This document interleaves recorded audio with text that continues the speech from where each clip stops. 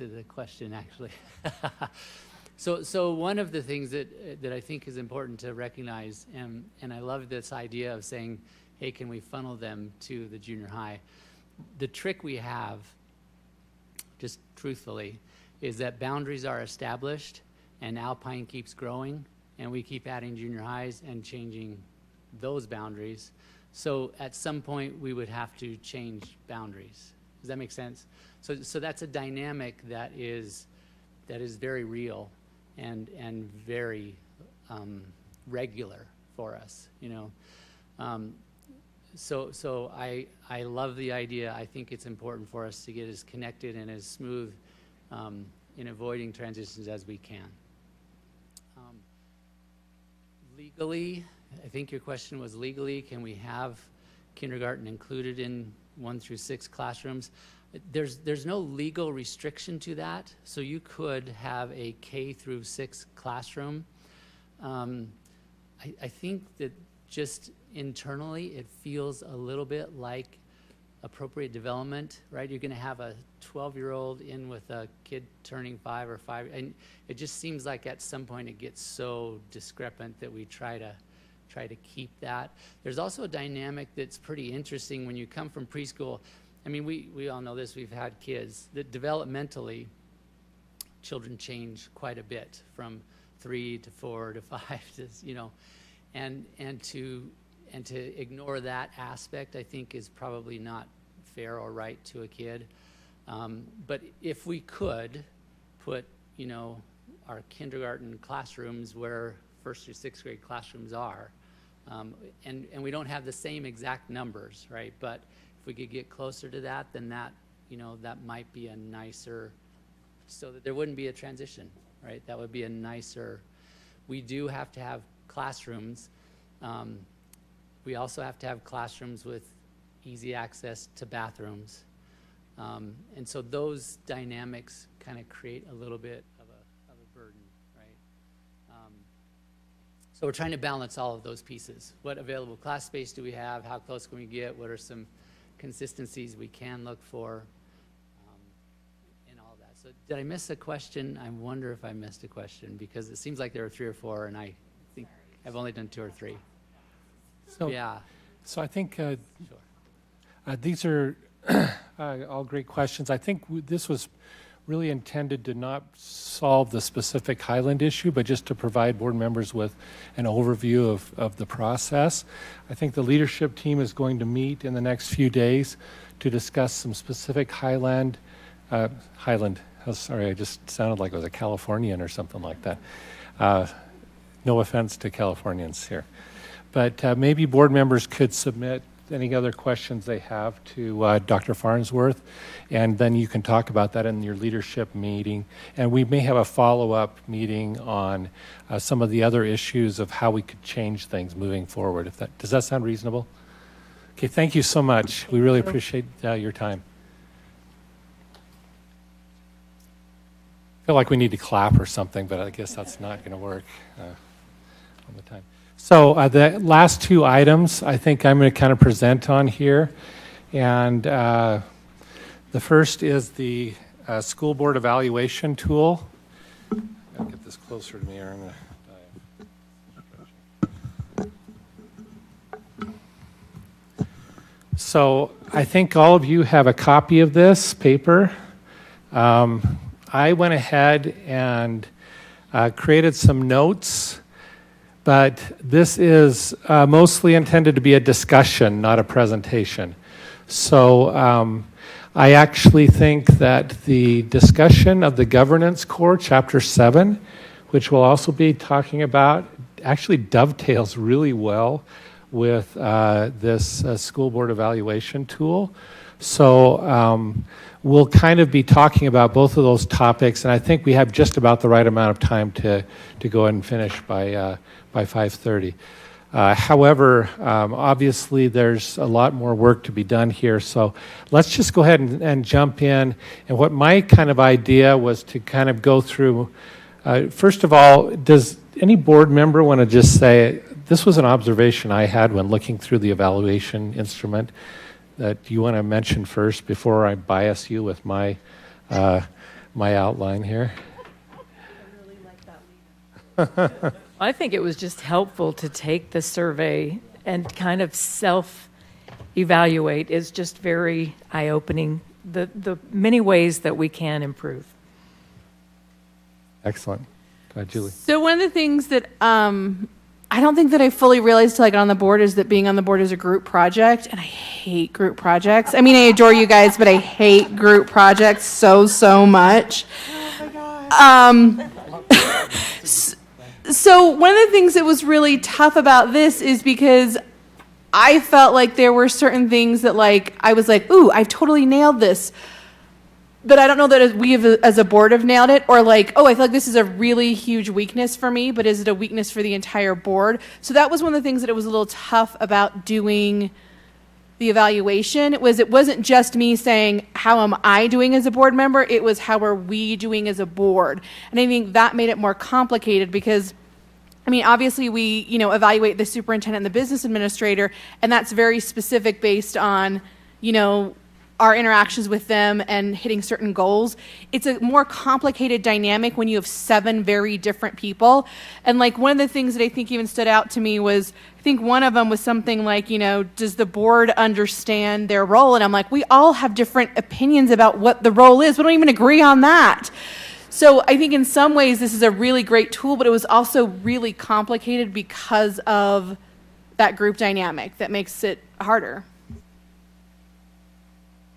I'll agree with Julie, but I also thought it was interesting because it kind of went with Chapter 7.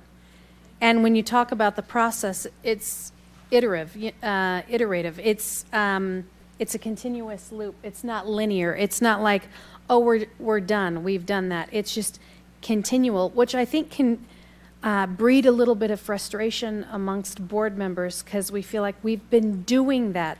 But as it kind of talks about, it's important to understand that the setting direction is not a single event, right? That just like it says, it's an ongoing, almost organic function of governance. And so there's constant adjusting with some of these things. And that can be a little frustrating when you're taking a survey because you're looking for kind of the accomplished, we have done this, but it's never really, it's like laundry. It's never done. There's Excellent. I appreciated the standards, having accredited schools for several years. One of the key importance of key variables to help schools improve would be to have clear standards or expectations. And I thought, and if the standards aren't good, it's hard to improve. And I thought these were reasonable expectations for a board. I thought they covered, in terms of scope and sequence, they covered the right topics. So it's a good metric or tool to look at to say, how are we doing in this area? So I appreciated Amber's request to say, hey, let's take a look at this, and appreciated Richard in providing standards that I thought were relevant to the work that the board is doing. In terms of being iterative, I think we probably need to modify this tool with new questions. Amber really helped to customize a little bit for us this year, but as we find new things that we're really working on, that might be good too. So great, let's kind of talk. I did not pick the same labels as they did on this first summary sheet, but I kind of grabbed a group of pages here, and here's some of my observations, and maybe you guys can chime in with things that you kind of picked out there. I think it would be good for us to do a self-evaluation more regularly, maybe yearly, because then we'd be able to answer yes to that question about whether we did it yearly. I think board members would like to be more data-driven in our decisions. I think that's a really good thing. I think some people said we didn't do a very good job of new board member orientation. I think that might be something we could get specific feedback on. How can we do that better? The exact question? No. I mean, what was that? I think that, No, it was that boring meeting that we called you to, and we just talked to you, and you were and like, then we listened to looking the at your watch. USBA one, and we've handed you all your materials. and we told you stuff. And I think that was the one where you said, I kind of already know all this stuff. And so it may have gone. I just want to state that I did not use those words. I may have said that other things may have been more helpful. Right. But I So did not this say would be a that. good opportunity for us to say what would have been more helpful and help us to make that better. I think all of us have feedback about things that we didn't know at the beginning of our terms that would have been helpful to have known. Yeah. I think it ranges from things like, oh, there's really that many meetings, to oh, what is the attire I should be wearing for this or that event? Like sometimes even stuff like that is, I mean, like it's easy for you. You always just wear a suit, but the rest of us, it's like there's a wider range in what the possibilities are. So sometimes even something like that might be, what meetings, I think we talked to superintendent about delineating sometimes on our calendar, this is a meeting you're expected to be at, this is a meeting that you're welcome to be at, and this is a meeting where you can come if you want, but it's not, it's not that, maybe the board member over that area could go, but everybody doesn't necessarily need to go. So I even think when we're talking about orientation, some of that kind of stuff, some of the practical things might be helpful. I think those are great suggestions. Did you have something, Julie? Or are you just looking thoughtful? Okay, great.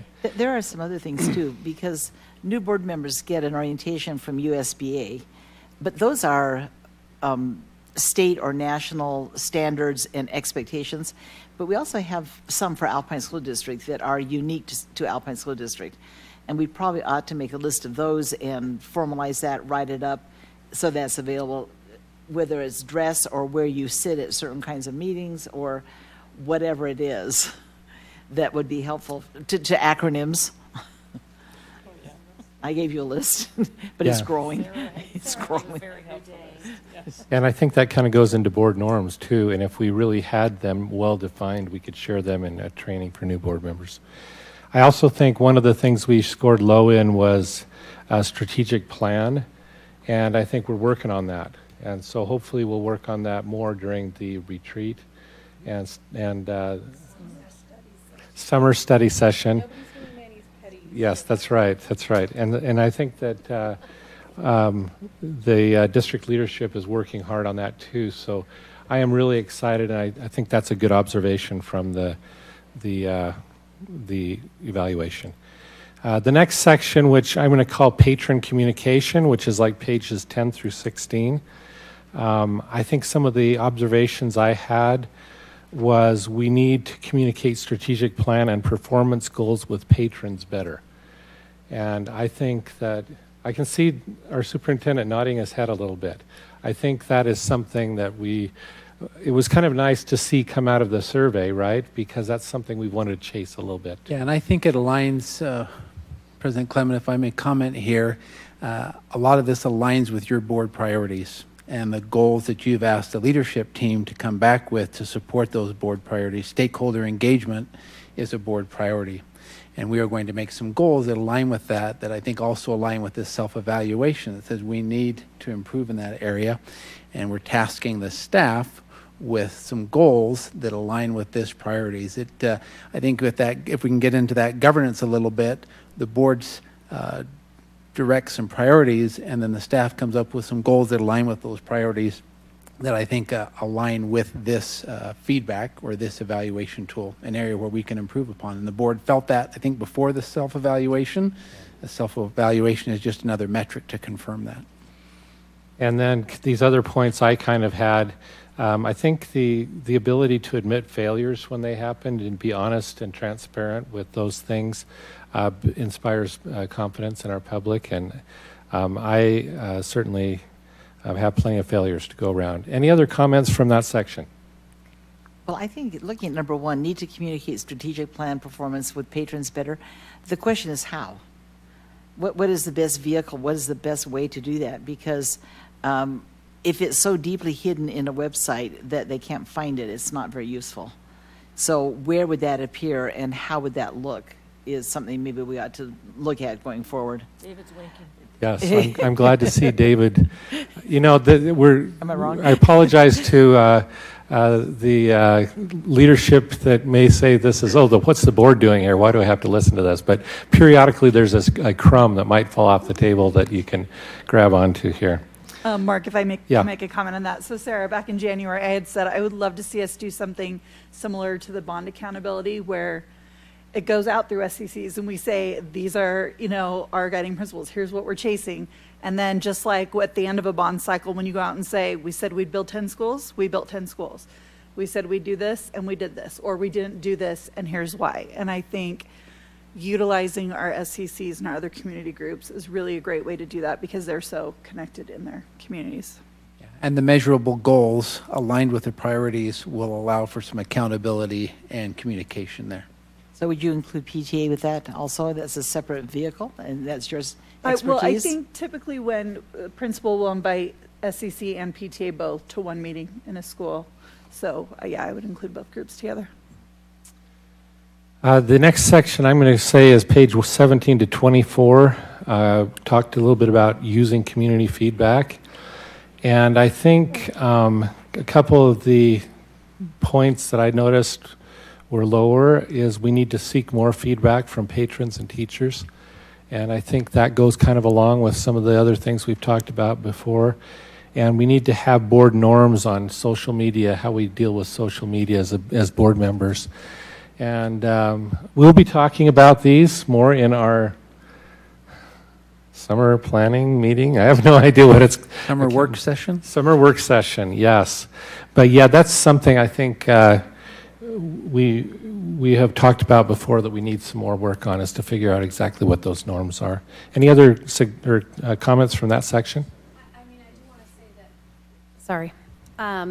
Talking with other board members in other states, it's really been interesting to see how they seek feedback from their patrons. And it's not often. I think we're unique in that way. I think what our patrons need to know is why we're seeking their feedback, what we're going to do with that feedback, and how we measure that feedback. I think there was some misunderstandings just with this last round with our surveys and what they were used for. People were questioning if we had anyone here that knew how to read survey results and data, and not understanding that that was a portion of what we look at, not everything that we look at. And so I want to give our district kudos that we do truly seek the feedback. I think we just need to be better of why we're seeking it and what we're going to do with that feedback with our patrons. Aligned with that, Vice President Beeson, we met with our cluster leadership, principal leadership, and one of the things they requested is articulation on board decision-making so that our public can become more aware of the role that feedback plays in the wide range of data that board members look at in making decisions. We're also, I met with the district community council leadership, and we talked about the need to share that same communication with our district community council so they're aware of the role of survey feedback and that they can take that back to school community councils and articulate that. So that's, you'll see that goal come out of that stakeholder engagement, being able to, I'm working on that white paper. I know you've asked for that. I think I'm on version 2 of that, of what role survey data plays in board decision making. But that's something we're going to be communicating out so we can continue to ask for feedback, but there's an honest and realistic expectation of the role that feedback plays in decision making. It's one piece of information.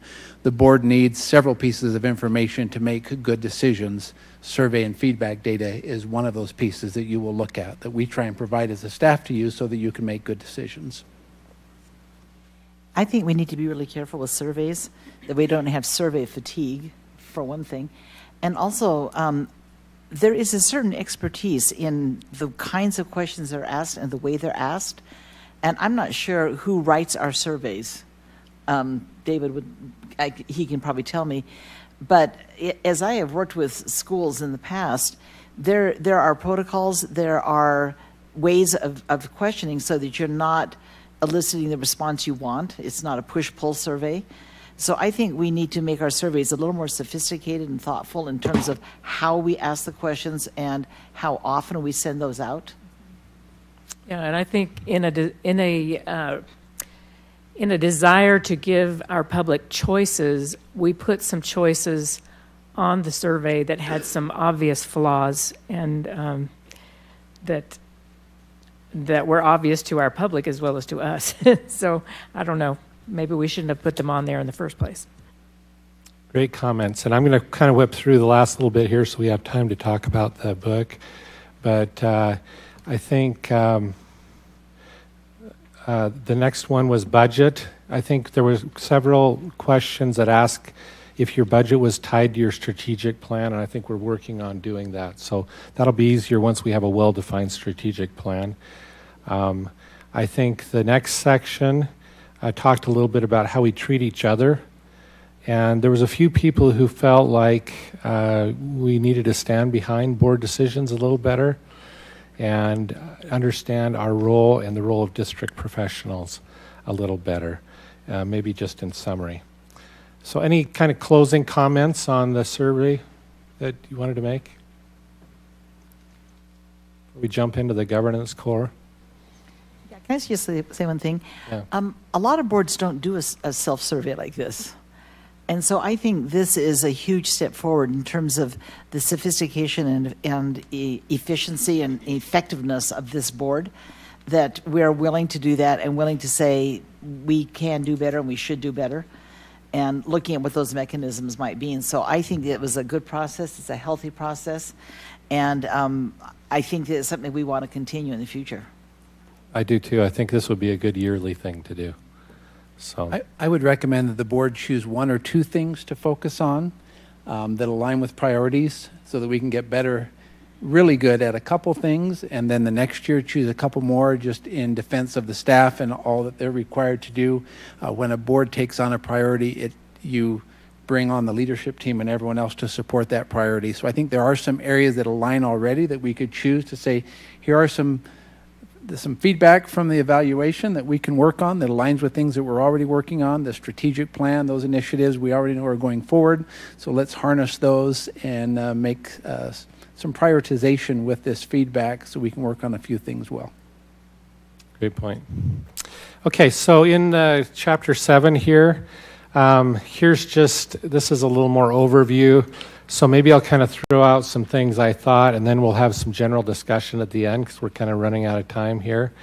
But I was kind of impressed with these governance responsibilities, providing strategic direction. By the way, I think this is something that this board is taking ownership of, where previous boards I don't think have really understood some of these governance responsibilities. But establishing strategic directions, providing policy direction, I think we've done that pretty well on that over the years, but maybe not so much in strategic directions. Support and recognizing our stewardship, providing oversight, and then community leadership, which I thought was kind of an interesting point in the book here that I thought was important too. The board realizes the power of its role only when applying these to its specific responsibilities, these governance responsibilities. And they kind of have this picture which goes along with what Sarah was saying about how this really isn't an iterative process of setting a strategic direction, then creating policies that kind of implement that direction, supporting those directions and providing, maybe in a lot of cases, funding, giving oversight and receiving data on how we did on that, and then setting new strategic directions, and then this kind of community leadership that goes around all of that. So this strategic setting the direction, I think this is a important piece that we're going to be working on this summer. And I really like this sentence: if the board does not take action by adopting well-developed, easily understood, measurable strategic goals and success indicators designed to achieve their moral imperative, that we're kind of missing an opportunity there. Any comments on some of these sections so far? Okay, I starred so many ahead. sentences, it's hard to even pick one, but Yeah. it's just important. Yeah, so I think this is good, and we'll continue talking about these things. I really like, and certainly we can talk about the same chapter in another meeting as well, because you may find a particular piece we didn't cover and you'd like to go into more depth on. I think it's also interesting to talk about that it's healthy and productive to adjust our goals. And certainly maybe it goes along with what we had from our evaluation, that we could admit that we've made mistakes and we can adjust things moving forward. You've got your finger on the button there. I know. Okay. So if I were just to pick one from your last slide, just in terms of community, I think what we have seen from the Return to Learn plan through some other things is we've got a disconnect, right? And so as we've been talking with different community member stakeholders, I think we need to find a better balance between, we have all this information, right? We sit in all these meetings, we listen to all the things, we take all the notes, and then it's trying to weed out what is the most important thing that the community needs to know so that when they see a decision, we didn't just look at the survey data and go, actually, we don't care about this, so we're going to decide this, right? There's all these other pieces. So I don't have an answer. I just think this, for me, I think in terms of, like, we have to be part of things together, right? And so I don't know what it looks like. I just think we need to be able to have a clear way of communicating and making sure that everybody is getting it, right? Like, some people are members of multiple Facebook groups. Some people don't do Facebook at all. Some people only email. And so I know there have been several parents that have said in the last few weeks, we would love if something, came from the district. Because I talked about how our superintendent, like, some things are driven from our schools, which I totally support and appreciate. But maybe there are things that we together can help people just understand a few more of the pieces that we have. I mean, obviously that's why we were elected to go to all the things, but I think we can improve there.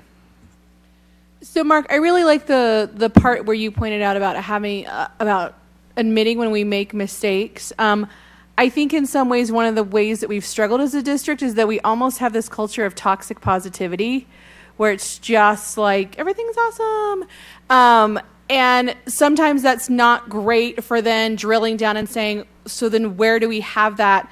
In that PLC cycle, that continuous improvement. Because if we aren't willing to drill down and say, this is where we're struggling and this is how we want to solve it, and sometimes those solutions work and sometimes they don't. And I think that's something that we're doing better with. But I think that was also probably some of the dynamics with some of the schedule change, was that we said, okay, things aren't going well. And people are like, no, you've been telling us that things are going great.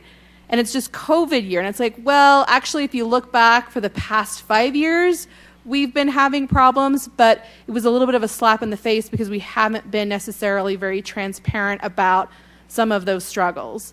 And so I think that piece is really important. And I think when we as a board are also willing to say we have the ultimate accountability with that, and that when we model that we're willing to say we made a mistake as a board, or we made a poor decision, or what we thought was going to improve student learning didn't. And I think that it really does start with us, and ultimately the buck stops with us. We're the ultimate end, and we make those big decisions, and we should be willing to fess up and say when we've made mistakes. And I think that'll be a hard shift, but I think it's an important one. Really like that a lot. Or sometimes it's not a mistake exactly, it's that it didn't meet expectations, that we adopted a program that looked good, sounded good, the research was good, but in fact, implementing it wasn't what we thought it would be, or as effective as we thought it would be. So it wasn't necessarily a mistake, but maybe it wasn't the best direction to go, and we can take a look at that. And I think this year we've done it more with the budget process, try to link budget items to strategic planning. But this year I'm hoping we'll be more effective at that as we have a little more detailed and measurable strategic plan. The stewardship and support piece, I think, is also important. And I think that as we make plans or as we create objectives, we need to make sure we're also providing resources for the district to accomplish those things. I think that superintendent and business manager evaluations are an important part of this oversight that we provide. And we'd also like to create a relationship of trust so that we don't embarrass district professionals, and they're able to maybe do some of the same things you've said, Julie, and admitting when things didn't work out very well and allowing us to then move forward. So An effective board will hold district accountable with continuous learning focus and reach out to the community to build a strong base of support for the educational program. And I think that I really caught a vision as I was reading through here of how great it would feel. I mean, obviously we want this continuous improvement. If we could kind of get to the next level where we felt like, yeah, board strategic vision was being aligned a little better with some of our goals and with measurable data, and we could kind of see things improving. And so for me, that was the exciting part of this chapter, was to kind of catch a vision of how good that would feel if we really could align our goals and our budget process and the things we're doing. Any other comments you guys had? Chapter? I thought it was really valuable, as all of them have been. But anyway, that's all I had. And we're about done. We're out of time, so we'll now take a break until 6 o'clock, when we'll be right back here in the boardroom.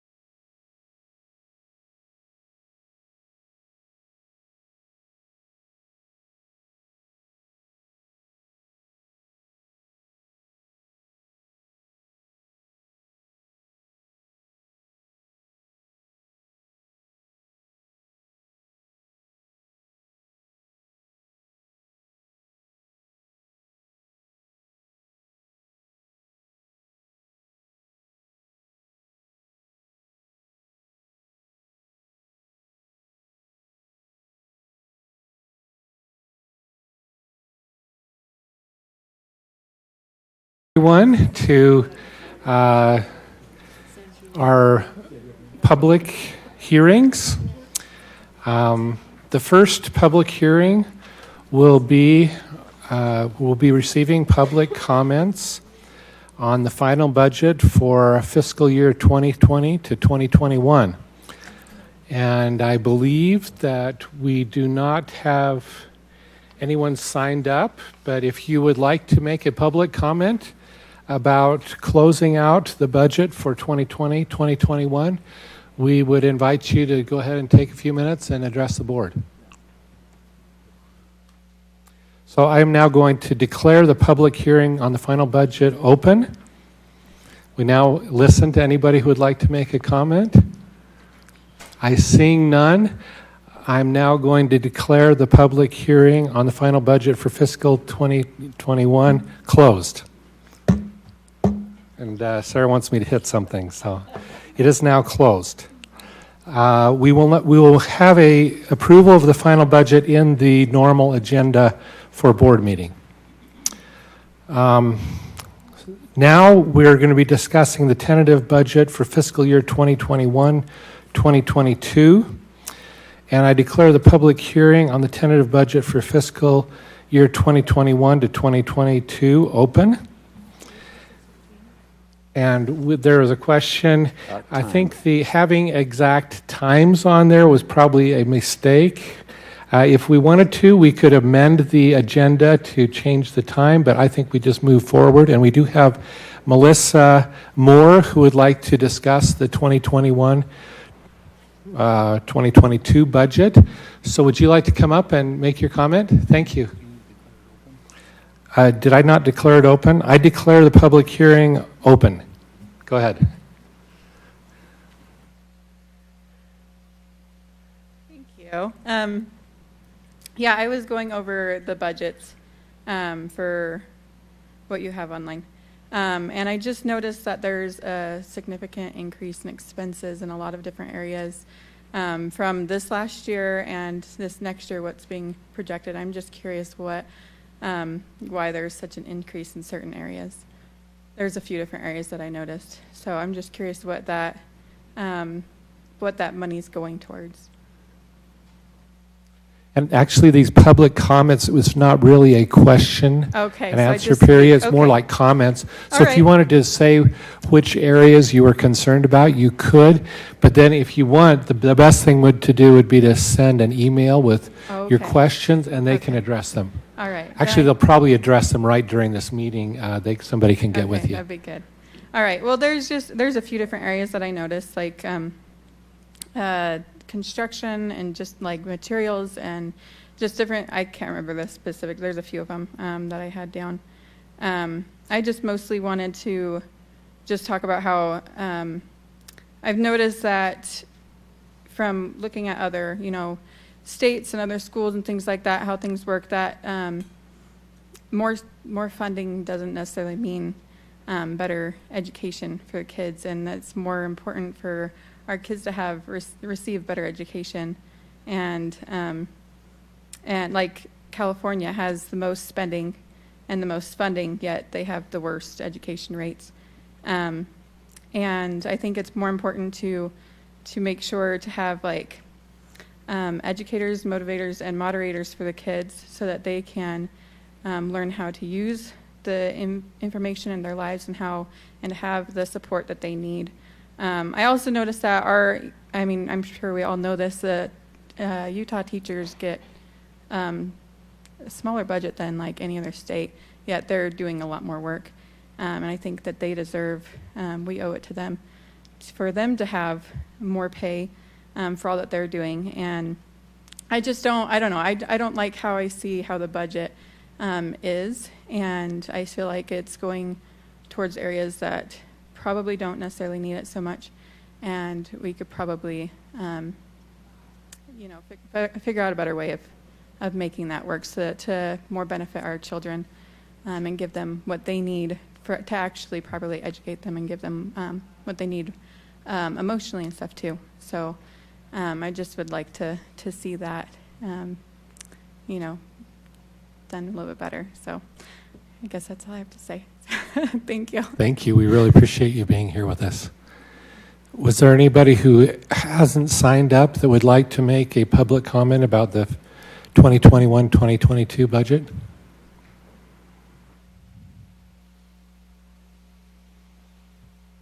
Okay, seeing none, I'm going to declare the public hearing on the tentative budget for fiscal year 2021-2022 closed. And we will now move into the board meeting agenda.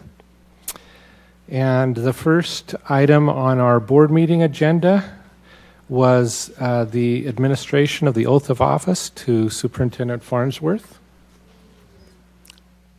I have some family members coming in a little bit. So shall we delay that? Yeah, I'll text them and tell them we're ahead of schedule. One thing I was wondering, okay, let's just move them down maybe after community comments. How's that? And then they certainly will be here by then. Perfect.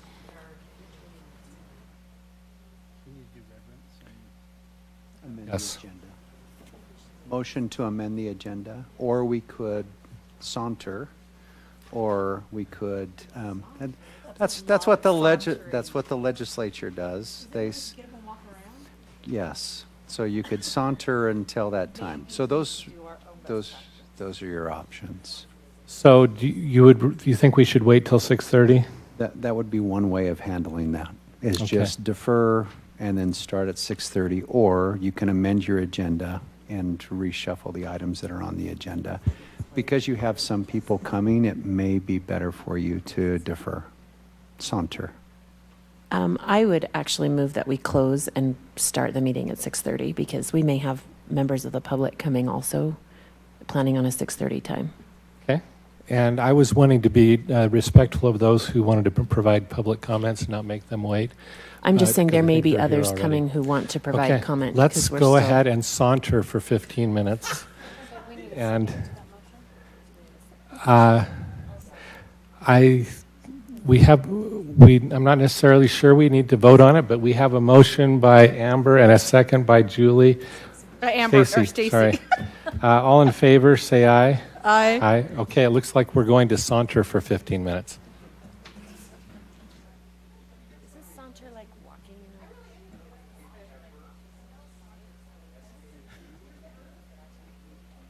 So next time, no time. So we'll just say public hearings start at 6. This one starts as soon as this one's done, and then board meeting starts as soon as those two are done. And then we'll move on, 'cause I remember even when we got through the taxation, I don't think we had. So where the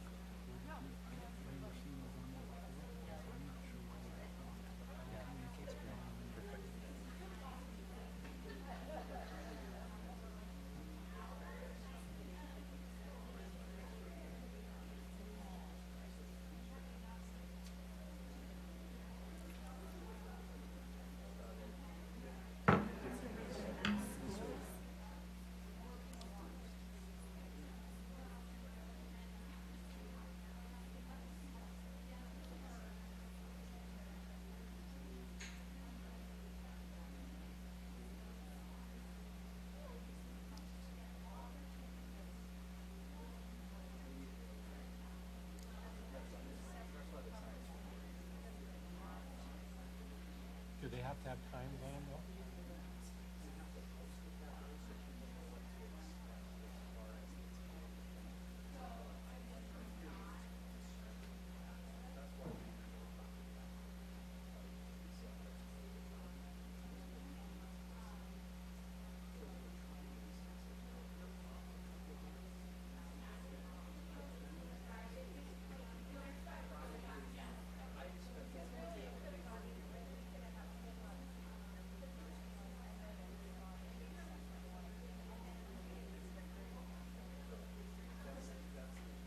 So my only question is,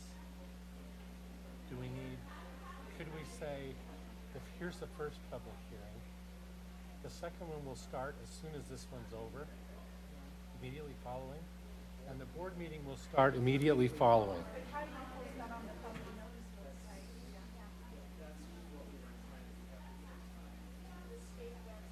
What if you put the beginning time on all three of them?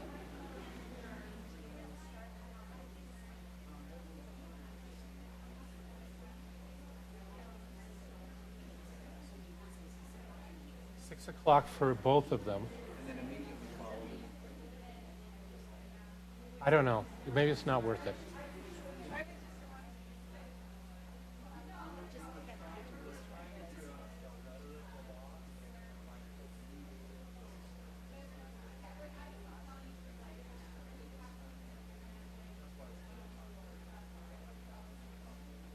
Okay. So I apologize for screwing it up.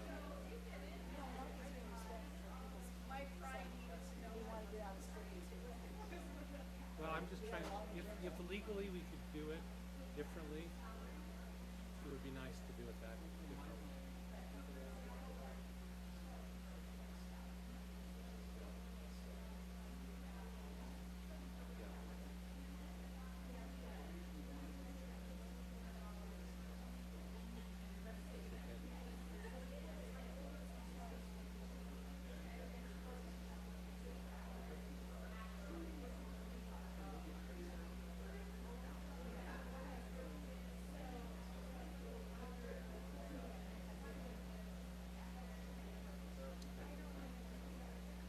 At 6:30. Well, this will give them a chance to be here. Do you think we should put this back out there? Till 6:30?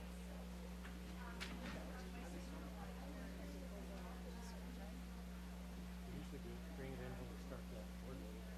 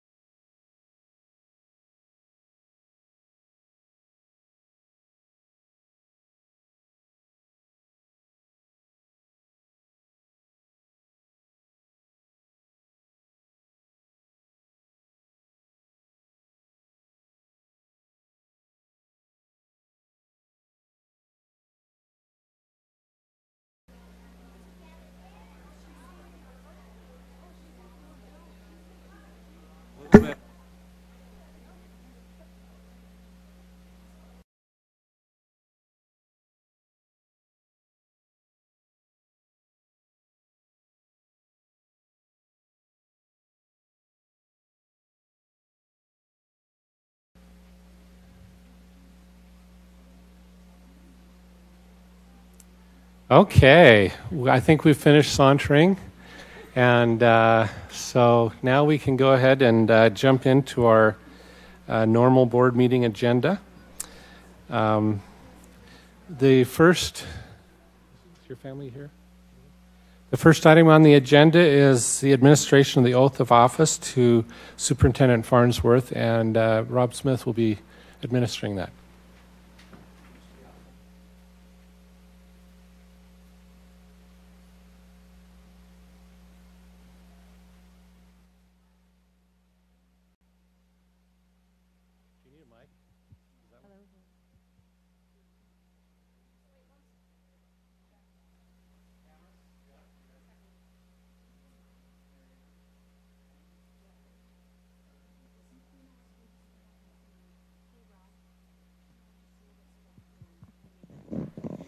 I can be really, really loud. You want me to mic up too? No? Just talk loud? Okay, can everyone hear me all right? Okay, great. So it's my privilege and honor to administer the oath of office to Superintendent Farnsworth. So first thing I'll ask you to do is go ahead and raise these right up to the square and repeat after me. I state your full name. I, Shane Justin Farnsworth, Do solemnly swear do solemnly swear that I will support, obey, and defend that I will support, obey, and defend the Constitution of the United States the Constitution of the United States and the Constitution of the State of Utah, and the Constitution of the State of Utah, and that I will discharge and that I will discharge the duties of my office the duties of my office with fidelity. with fidelity. Congratulations.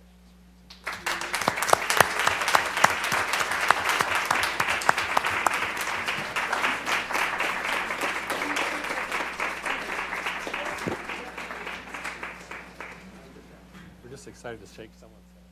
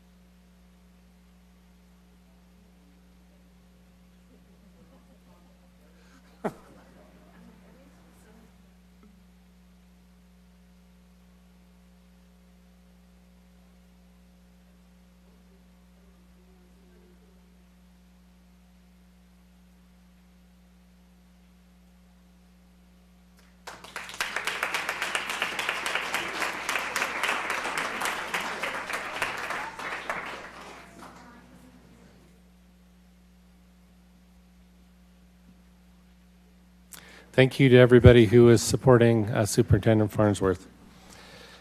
We'll now have the Pledge of Allegiance led by John Patton.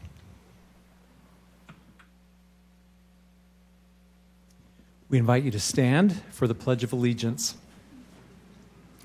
I pledge allegiance to the flag of the United States of America and to the republic for which it stands, one nation under God, indivisible, with liberty and justice for all. Thank you. Please be seated.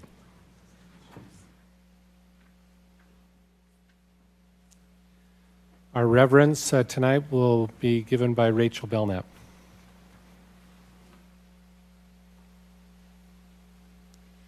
Our Father in heaven, we are so grateful to be gathered here together as a community of people who are invested and interested in the education and the care of our children in our community. And we know that being able to care for our children and their learning is the best way to both leave our own legacy and to help in our investment of those that we love in this area that we love. And we ask that there can be a feeling of communication and community amongst all of us today as we come and work towards these common goals. And we ask that we can always keep our students and the children in mind first and always think about what would be best for them. And we are grateful for all those who give so many countless hours of service, both in paid positions that go above and beyond, and also those who dedicate their time to come and be invested in this great endeavor. And we are grateful for all of the support of all of those around us. And we say these things in the name of Jesus Christ. Amen.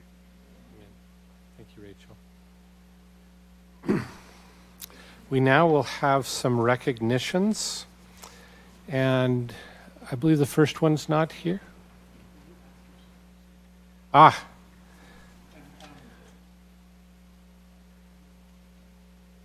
Excellent. So we will go ahead and Annalise, can you organize whoever needs to come up here to make this first recognition?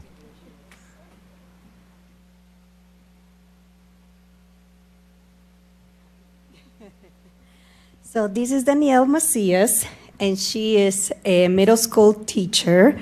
What school are you at? I'm at Canyon View Junior. Canyon View. And formerly, she was one of our ILCs here at the district level. So Dani applied for a scholarship with the ALICE Association, which is, help me, the administrators. Leaders, something. Okay. Let's try that again. It is the Association of the Latinos Administrators and Superintendents. And so that's the Utah chapter. And so this scholarship, the $5,000, will help Dani complete her leadership certification to go into administration, correct? What school are you with? BYU. BYU. So let's congrats Dani for this award.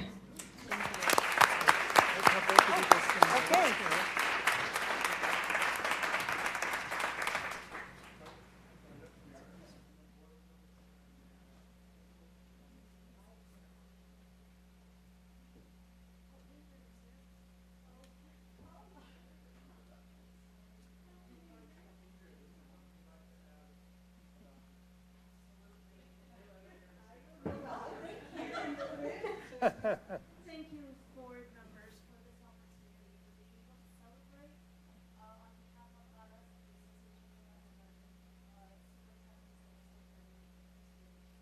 to celebrate Dani Macias, who has been a teacher, she has been a coach, she has been a leader, and we expect great things from her. This is an amazing district. We're so grateful for the proactive measures that you are taking to support our educators, especially our learners, and helping them move forward. We know that she's going to be great in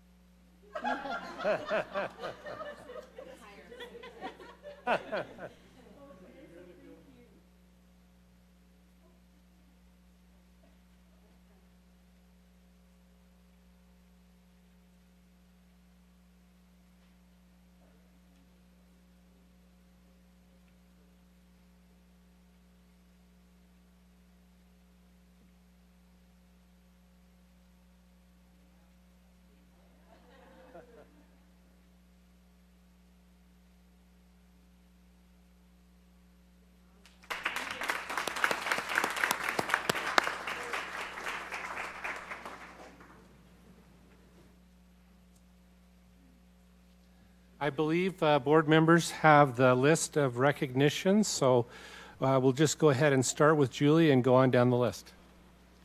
Okay, so if we have Carly and Kate Willis. So Carly Andrews and Kate Willis. This spring, students around the district had the opportunity to participate in national... Thanks, Jerem.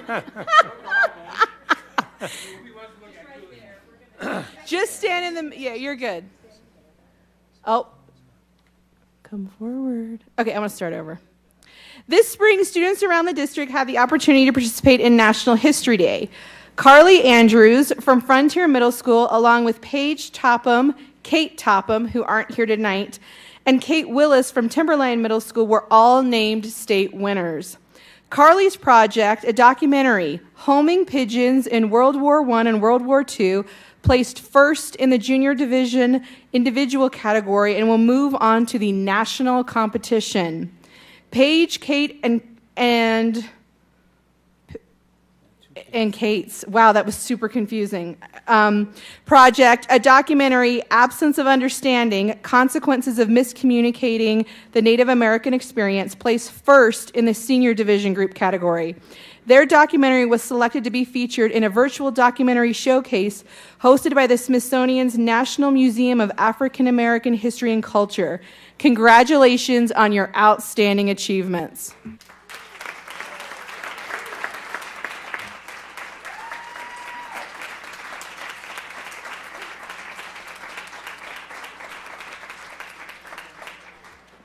And can we have any family members who are here with the students? Will you also stand so that we can give you applause as well?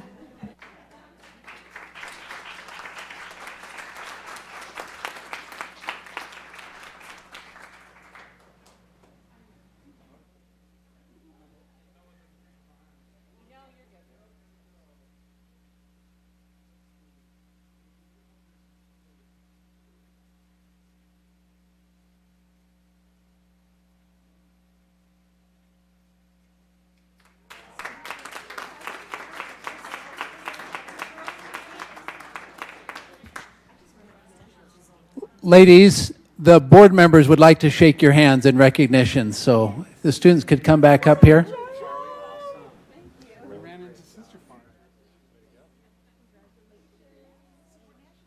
Amazing. Congratulations.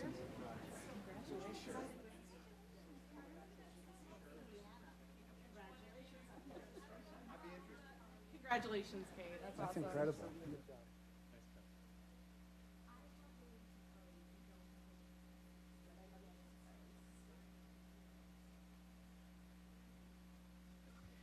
And Danny, we would like to recognize your significant other, I believe, who's here with you, who has provided support and probably has no idea the additional support that he's going to have to provide. So we thank you for your support of your spouse and helping her through this program. So thank you for coming here to support her. We want a picture with them back up here? Yeah. David?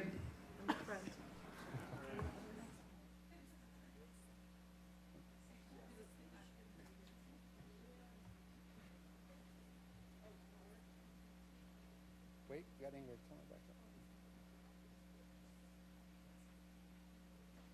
I'm not trying to get into space here, sorry. No, tell me if I have to shimmy more. I'll just back up in the space so she won't know. Why is the board leaning to the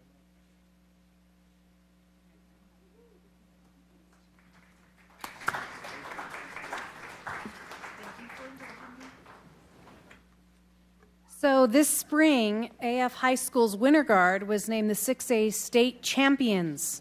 The American Fork Winter Guard program is made up of 40 high school students. They practice countless hours on elements of technique and performance, creating a 4-minute production in which they compete across the country. We're so proud of the success of both the American Fork JV and American Fork Varsity program. Congratulations on an outstanding season. And representing the team are Emery Gillis, Hannah Hansen, Delia Mayfield, Brielle Miller, Haley Tidwell, Megan Zabriskie, Mickey Beckstrom, and Jessica Slaybaugh. Congratulations, Color Guard.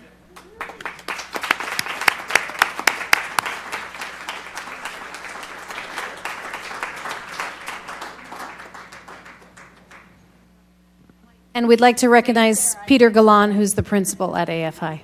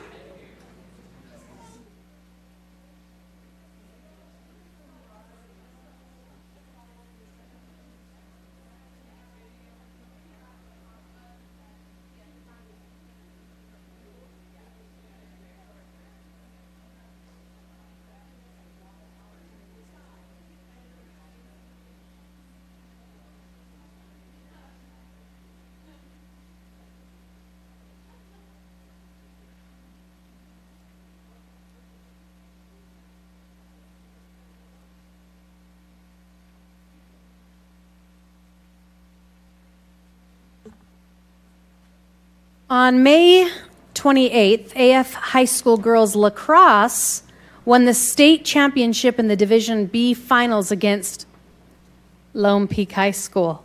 Sorry. Down at the half, AF rallied to come back for the win. Congratulations on a great season. And representing the team tonight are Lily Snowden, Rachel Taylor, Sydney Van Workum, Kalani Walker, and also Principal Peter Galan.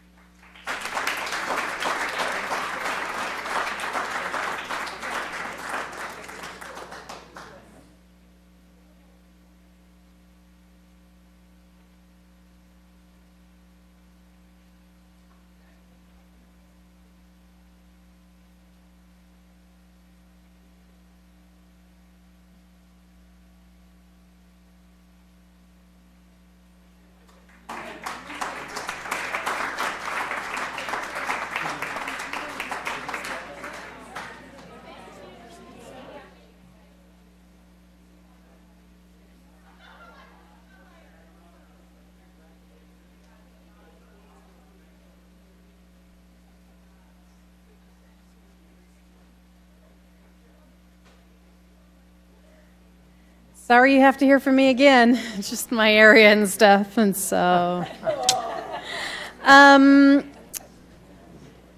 Actually, yes, okay. It's the baseball team. Okay, on May 28th, AF High School's baseball team won the 6A state championship, beating out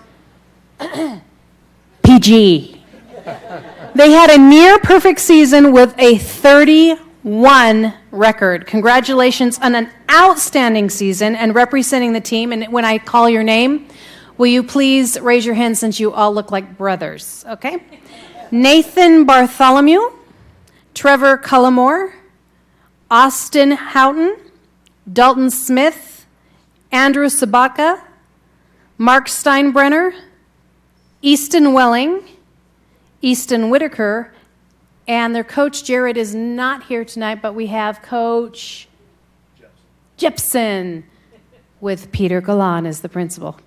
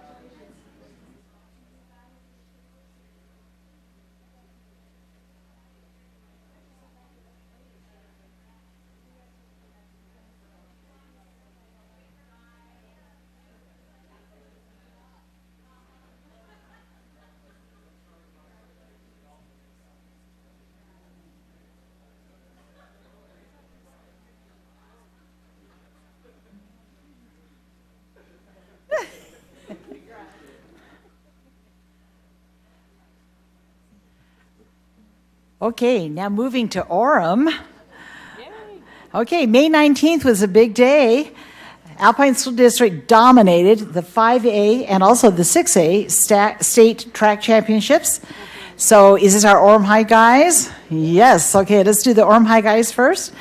All right, these boys won the 5A state track championship. And raise your hand when I say your name. Jacob Dabb, Taylor Knight, Cameron Jacobs, Brevin Van Buren, Brock Zollinger, and Coach Andrew Jacobs, and Principal Lynn Jarrett. Congratulations to Orem High boys.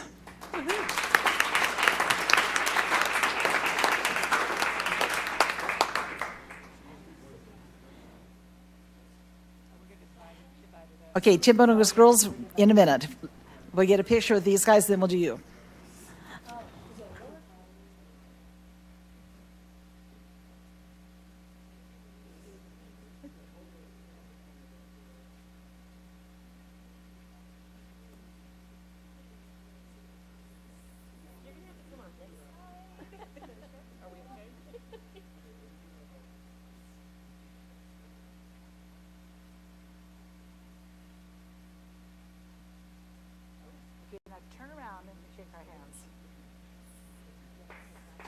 Congratulations, you guys.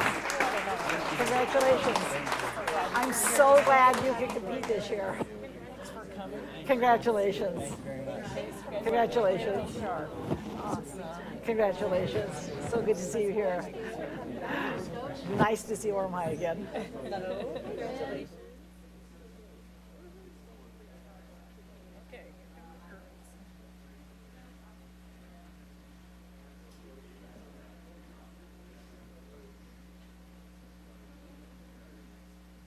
Okay, now we have the Timpanogos High School girls 5A state track champions. Kaylee Griffiths, Dasha Harding, Izzy Miranda, Melina Smith, Coach Judy Benson, and Principal Dr. Oh, wait a minute. I guess Jody's not here. Dr. Joe Jensen. Oh, yes, here you are. So congratulations to Timpanogos High School.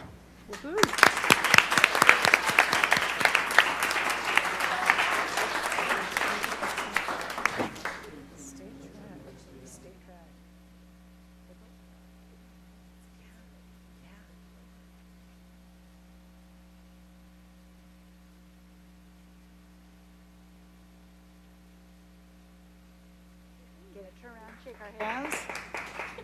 Oh, really proud of you guys. Congratulations. Congratulations.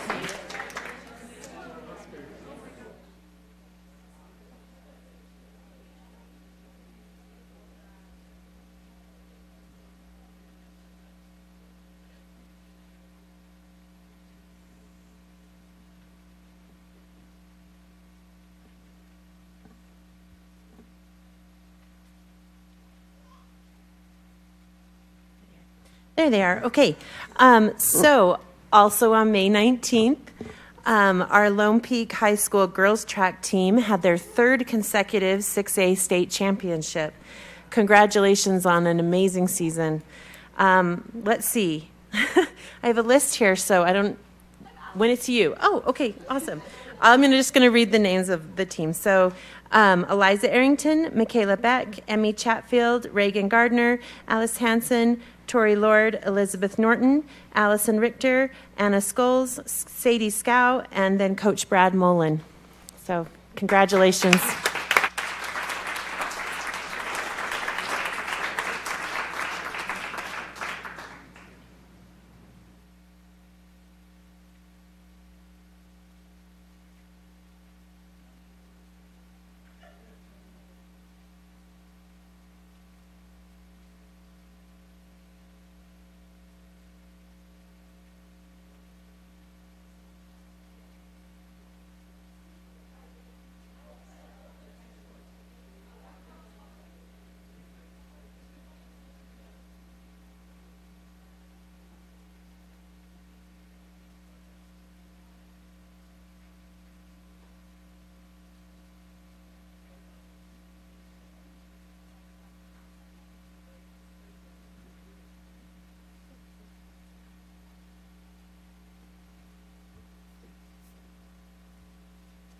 In April, Skyridge High School's drama won the 2021 Theater Utah State Championship held at Riverton High School.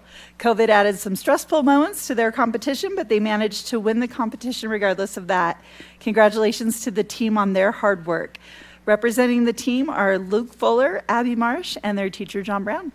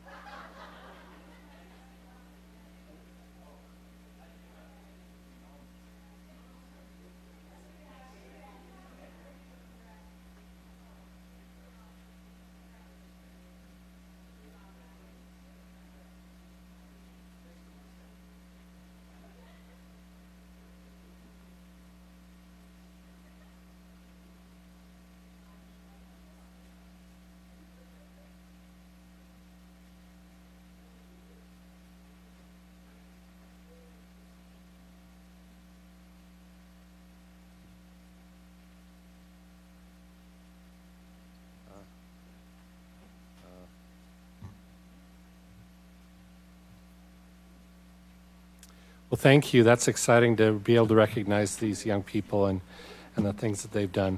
We now have allocated time for community comments. Patrons who wish to address the board are asked to sign up prior to the meeting, so we have a list of those who did. This opportunity is reserved for patrons living in Alpine School District boundaries. The individuals living outside can submit written comments to the Board of Education. There's time in the agenda to allow for 30 minutes for public comments. Speakers should introduce themselves by stating their name. The board won't engage in a discussion during the comments, but we can follow up with you if you want to speak with a staff member. Personnel issues are not appropriate discussion items for an open meeting environment. If you have a personnel concern, we ask you contact a member of the administration or put your concern in writing and address it to the Board of Education. The Alpine School District is a legislative body, and as such, it functions under the same operational rules as other similar bodies, such as the legislature. Public input during this formal meeting is to assist the board in ascertaining public attitudes and interests. It's not a forum for open discussion or debate between the board and its patrons. So now we're going to get started, and we'll give each person about 3 minutes to provide public comments, and you'll kind of see it up on the board so you kind of know how much time you have left. And so we'll go ahead and I'll just read off the first three: Taylor Davis, Chase Carter, and Robert Carnesecca. And so you can kind of get on board for that. Go ahead, Taylor. Hi, Taylor Davis. Live in American Fork, and I have 4 kids who go to Highland Elementary School, 2 of them in the small group classes. Just want to thank you for listening. Board members and Superintendent Farnsworth, congratulations on the new job.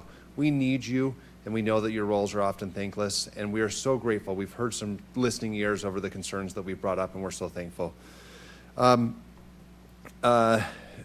member Julie King, I think what you shared earlier today was something that we really feel. So in the spirit of saying thank you for your listening, we also just want to be really clear about some of the challenges that we're having to avoid some of the toxic positivity. I think that I loved how you phrased that.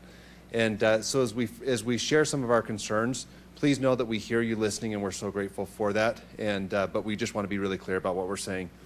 I think any parent in this room, if you felt that as a matter of policy that the school district was going to move your children in elementary school 3 to 5 times from school to school, you would have serious concerns about that policy, and you would be communicating with frustration and concern around this. We didn't realize that this was just how things happened. We have 2 boys in special needs. One has gone through, this would be his 3rd move, not including 2 preschool moves. So that's just only after kindergarten.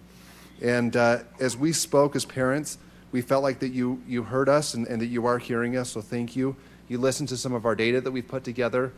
Kimberly Bird, thank you so much, and other members who came to the meeting. And a 2.5-hour meeting, that's a great investment of time. Thank you so much.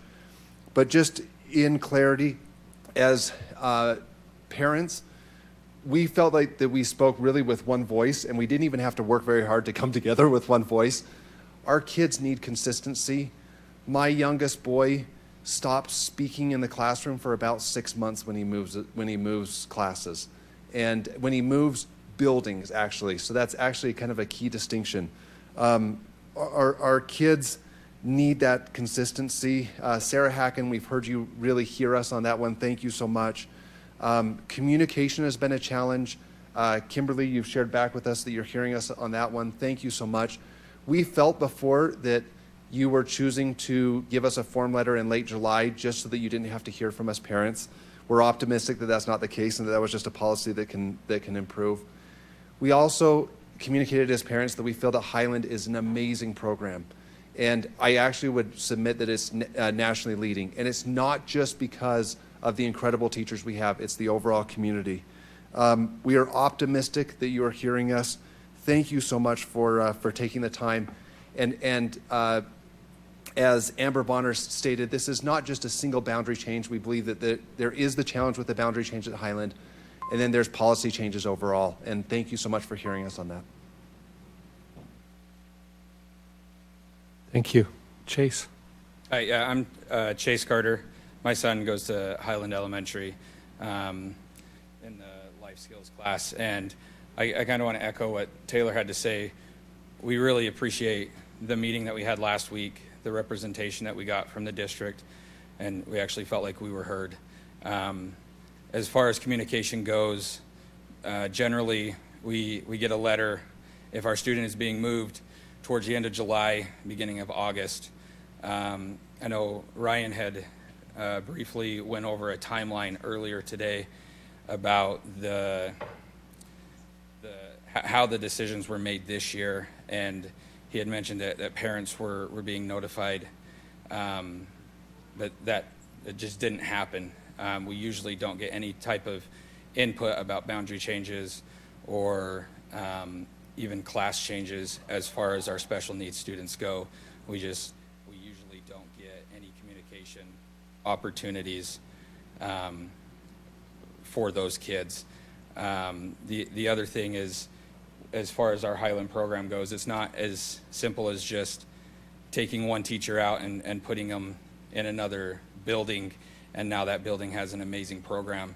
It's the teachers there, it's the principal, it's the gen ed teachers, it's the staff, it's the entire atmosphere that's at Highland that really makes that program special, and is why we are talking with one another and really trying to work with the district and come up with a solution that harms our kids, our own kids, the least amount, but then also helps build a better network overall for Alpine School District going forward, and how they deal with moving the special needs classes and the small group classes.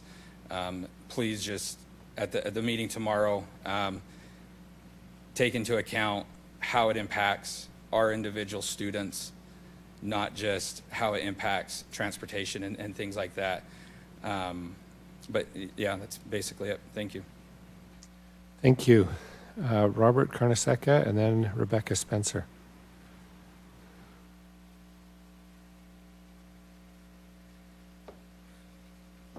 Hello, I'm Robert Carnesecca. I'm a proud product of Alpine School District. I was raised here. Part of the reason I stayed was to stay in Alpine School District. My wife taught in Alpine School District. I have 4 children in Alpine School District. I also have a daughter who attends Highland Elementary Special Needs class. I want you guys to understand how much we love this program and how successful it has been for our Grace. We love all of our children. Grace is a twin. And when we had Grace, as a parent, when you're pregnant, you start making plans for those kids, and you have vision for those kids. And Grace came out different than her twin. And that's okay. We were okay with that. And we recognized that life wasn't going to go the way we intended. We knew that she wasn't going to attend school with Carly and Grace weren't going to go to school together. And we accepted that. And we found a program that truly has built a community and a home for our little Grace. And we just want consistency and normalcy. This is where Grace has found her friends. This is where she's found support. This is where she's found her place. And to rip her out into a new environment is so disruptive. And I know that it's disruptive for any child. And I have 3 other children in the district. And a little story that Mike Carly said when we came to the meeting last week was, "Where are you guys going?" We said, "We're going to a meeting." And she said, "Well, why?" And she said, "Well, Grace might have to go to a different school." She said, "Tell him that I'll go to a different school because I know how hard it is for Grace." We just want you to understand that this program is working, and we just can't understand why you would take something that is working, that we love, that the kids are progressing, and destroy it. Why? Why end it? We just love the progress that is being made in the IEPs. We haven't had good success previously. Now, consistently, every time we meet, our children my Grace is successful. She's meeting her goals, she's growing, she's learning. Please just know what a difference that this program is making in my child's life. Thank you. Thank you, Robert. Rebecca Spencer, and then Greg Smith.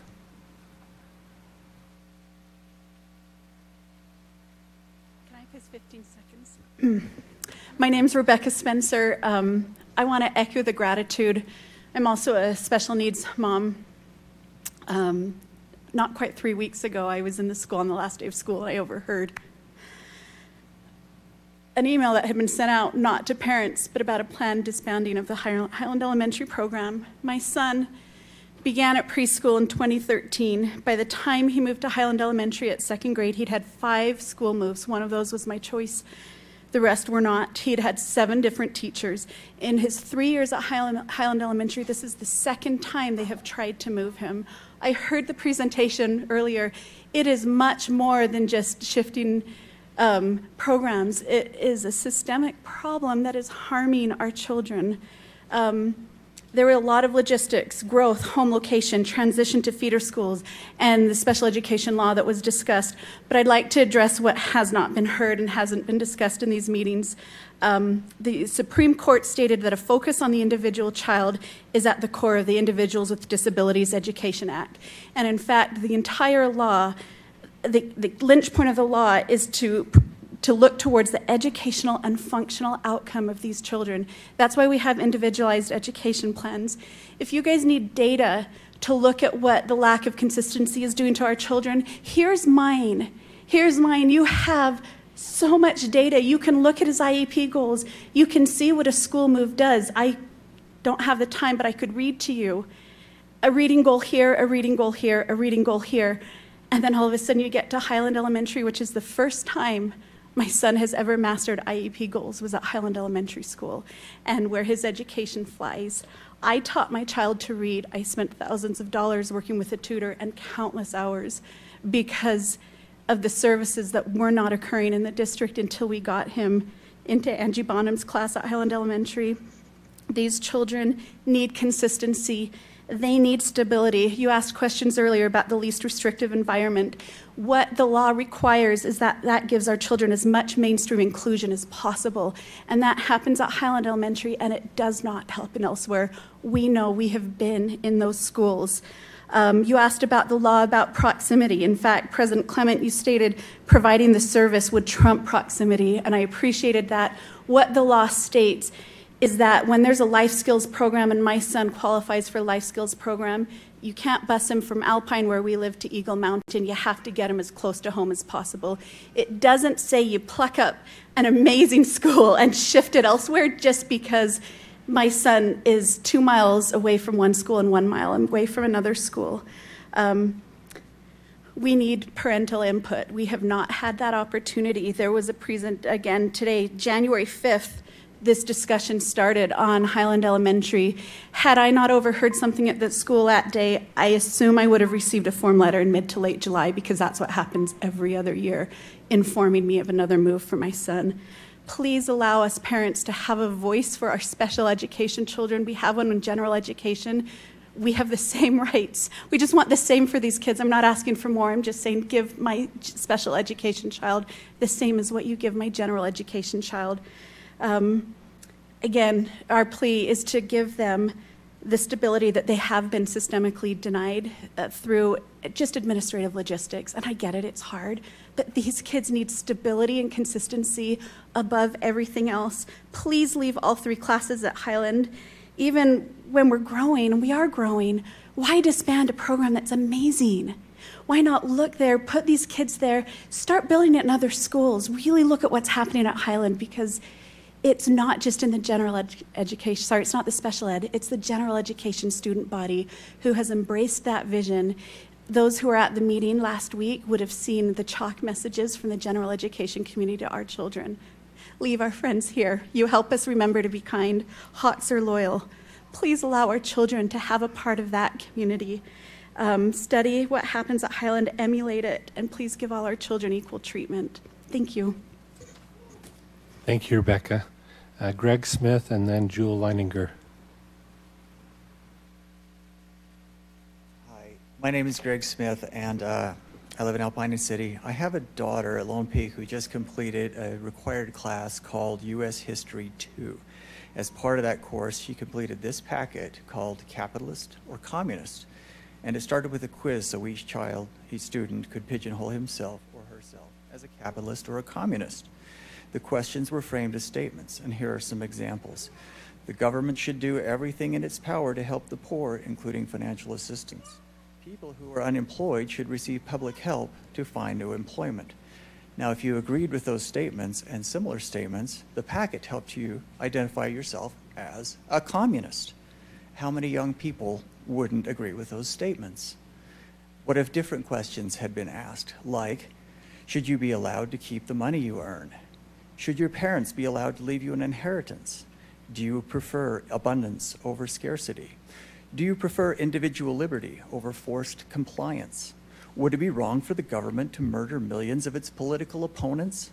Do families take care of their children better than the government does? Is it okay to believe in God if you want to? If the kids in U.S. History 2 had taken my quiz instead of the one in this packet, they might have reached different conclusions about whether or not they were communists. I grew up in this district. Vern Henshaw was my high school history teacher. Some of you may remember him. He used to take the seat at Dr. Farnsworth. History was all about facts. He would never have given a quiz like this. It was all about facts, not self-analysis. Now, if you could all go back in time and take my quiz in the 80s or 90s, you might suspect that you were being indoctrinated. Well, our kids are being indoctrinated actively right now. The packet goes on to present several different social scenarios and ask the students to characterize each society as capitalist, communist, or mixed. It presents an elderly woman who's scrimping to get by while waiting to claim Social Security. Now, I suppose that the right answer to this scenario was that this woman lives in a mixed society with features of capitalism and communism. They don't give you the option of socialism. They jump right to communism. So our students are left thinking, if our country is already part communist, then communism must not be all that bad. In fact, more communism might be better. It seems clear to me that whoever put this packet together was trying to convince school-age individuals to accept communism. When I told my daughter I was coming here, she said that her history went on after this packet to talk about Stalin and Mao and how their regimes went awry. But she's still been left with the impression that a communist society would be ideal if it were done right. Well, I'll tell you the same thing that I keep telling her over and over. Communism only fails every time it's tried. Our children are exposed to a lot of negative influences, but this packet isn't helping, and my daughter shouldn't be getting this at school. Please be vigilant and prevent communist indoctrination of our children. Thank you. Thank you, Greg.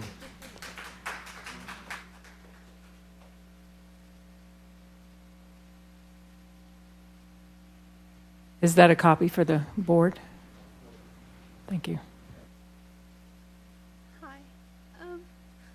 My name is Jewel Blinger, and I live in Lehigh. My daughter attends the life skills class at Highland. Sorry. I just want to say that, as stated previously, that this program is amazing for these children. And instead of disbanding it, make it the pilot for the program, have them come and study the way that they teach, the way that they interact, and set up the other schools and allow for growth, but to leave our children where they're at. I know that they're gonna have to switch schools in junior high and in high school. I'm not looking forward to it. I know it's gonna be a big change and super hard. But my daughter is finally understood and progressing. She did her first math worksheet this year. It was so exciting. And I was like, "Did you do this?" She was like, "Yeah." Like, it was no big deal. But for me, that's huge because at the beginning of last year, she couldn't have even come close. And so I finally was excited with the IEP meetings that she is getting understood, and it's the whole program all together. And I was really looking forward to seeing how much she could possibly progress. And there's just no replacement for it. She's had to move other schools because of boundary changes, because there's not capacity. There's capacity here, and they're loved. And I don't even have the heart to tell her that maybe she won't be going to that school and won't be seeing her friends, possibly won't be having the teacher, because if I do, like, her whole summer's gone, and that's all she's gonna do is stress and be upset about it. Like, these changes, they are huge for these kids, and it affects so much.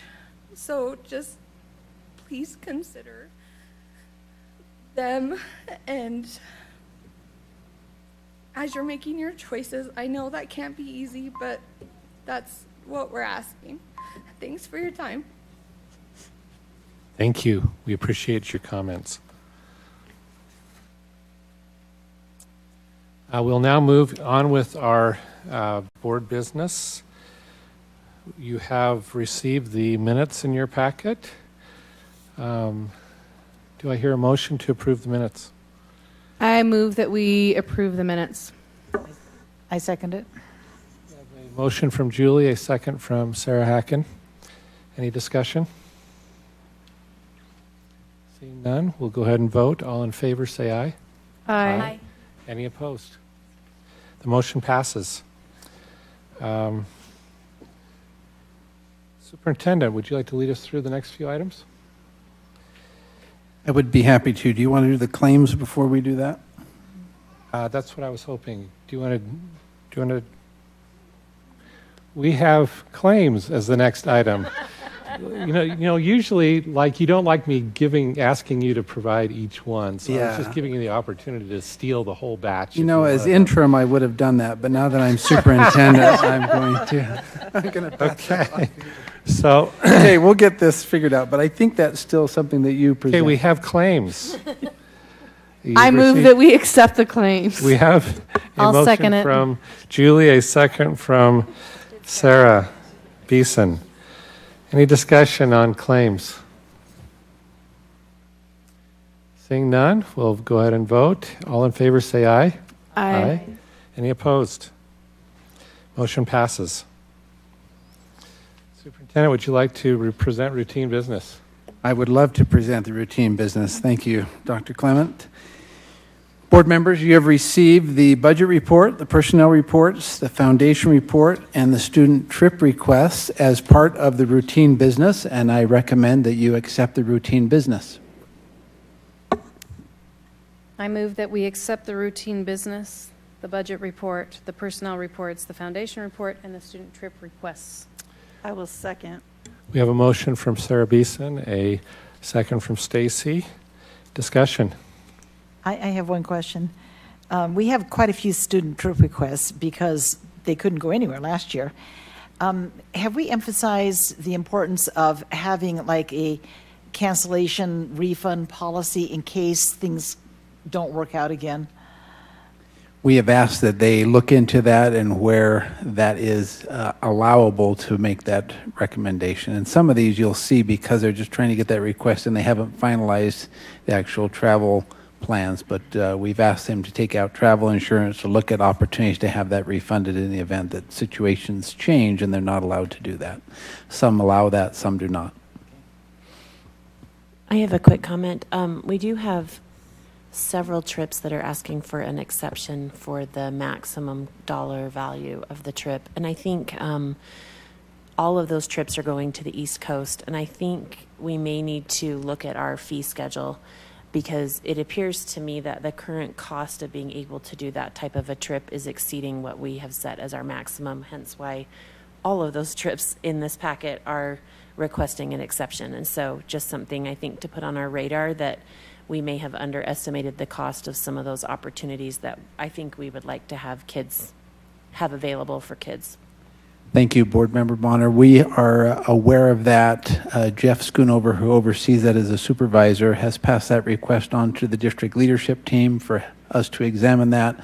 We indicated we would put on an agenda, we would review that and make the board aware if we do recommend that change. So that's something that's will be under study. So thank you for that recommendation. I also wanted to mention that there has been some discussion of having an anonymous parent survey instead of an open meeting parent survey, and I think that's worth looking into so that we get a true unpressured votes from parents. Thank you, Board Member Wilson. I have one more thought. I was noticing, so those New York trips that we're approving are actually 3 groups from different schools all going to the same competition. Sorry, couldn't get that word. I'm wondering if when we have that happen, which it seems like we do fairly often, we'll have different groups from the same group from different schools going to the same thing. I don't know if it would ever be advantageous for those groups to maybe work together on that trip, because I know sometimes when you're booking more rooms or you're booking more flights or more tickets or whatever, they might bring down the cost of that. And I don't know if that's something we've ever looked at the district, but it seems like that happens pretty regularly where we have multiple groups from different schools going to the same event or competition or whatever. I will note that, and we will have Supervisor Schoonover look at that as part of the vetting process, where that is a possibility to consolidate and save. Other comments? Okay, seeing none. We have a motion and a second to approve the routine business. All in favor, say aye. Aye. Aye. Any opposed? Excellent. Dr. Farnsworth would like to lead us through the action items. I will, thank you. Would recommend your approval of the fiscal year 2020-2021 final budget. You've had the opportunity to review that and discuss that, and I recommend your approval. I'm just looking. Now, I think in the wording for that we had in our budget hearing, it says that we should have a motion to approve it as amended. Do we need that language in there? Okay, so I will entertain a motion to approve the final budget for fiscal year 2020-2021 as amended. Okay, I'll move to approve the budget for the fiscal year 20 to 2021. Is that right? 2022, 2021. Sorry, that's a lot of 20s. As amended. I'll second it. We have a motion from Amber and a second from Julie. Any discussion on the final budget? Just one point about why as amended is important. Each month you receive a budget report that has increases and/or, so that's why that is a key thing. Now you're approving that final budget as amended. So I just wanted to make that point. Any discussion? Seeing none, we'll go ahead and vote on this. All in favor say aye. Aye. Any opposed? Great. Okay, second item is the approval of the fiscal year 2021-2022 tentative budget, and I recommend your approval. I move that we approve the fiscal year 21-22 tentative budget. I'll second. Oh, go ahead. So, I'm sorry to interrupt you. We are looking for a motion to approve the tentative budget for fiscal year 2021-2022 with a recommended tax rate of 0.006600. The recommended rate does not include the charter local levy of 0.000063 set by the Tax Commission and may change due to the certified tax setting process. The recommended tax rate will be finalized at a truth and taxation hearing scheduled for August 10th, 2021 at 6 p.m. Would somebody like to amend their motion to include that information? I move that we do what he said. Okay. All of those words. We have a motion from Sarah Hacken along those lines.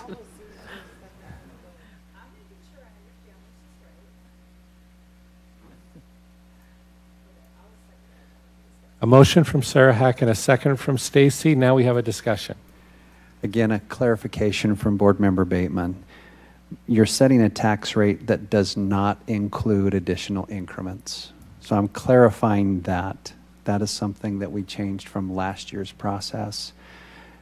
The posting of a truth and taxation hearing does not mean that you go through that hearing and raise increments. The board at that time will take the comment and then decide whether you continue with the rate that you have here at 6,600, which is no increments, or if you did consider one increment, et cetera. So that's why it's worded the way it is, very specifically. So, thank you for all of that stuff you included in your motion there, Sarah. Any other discussion?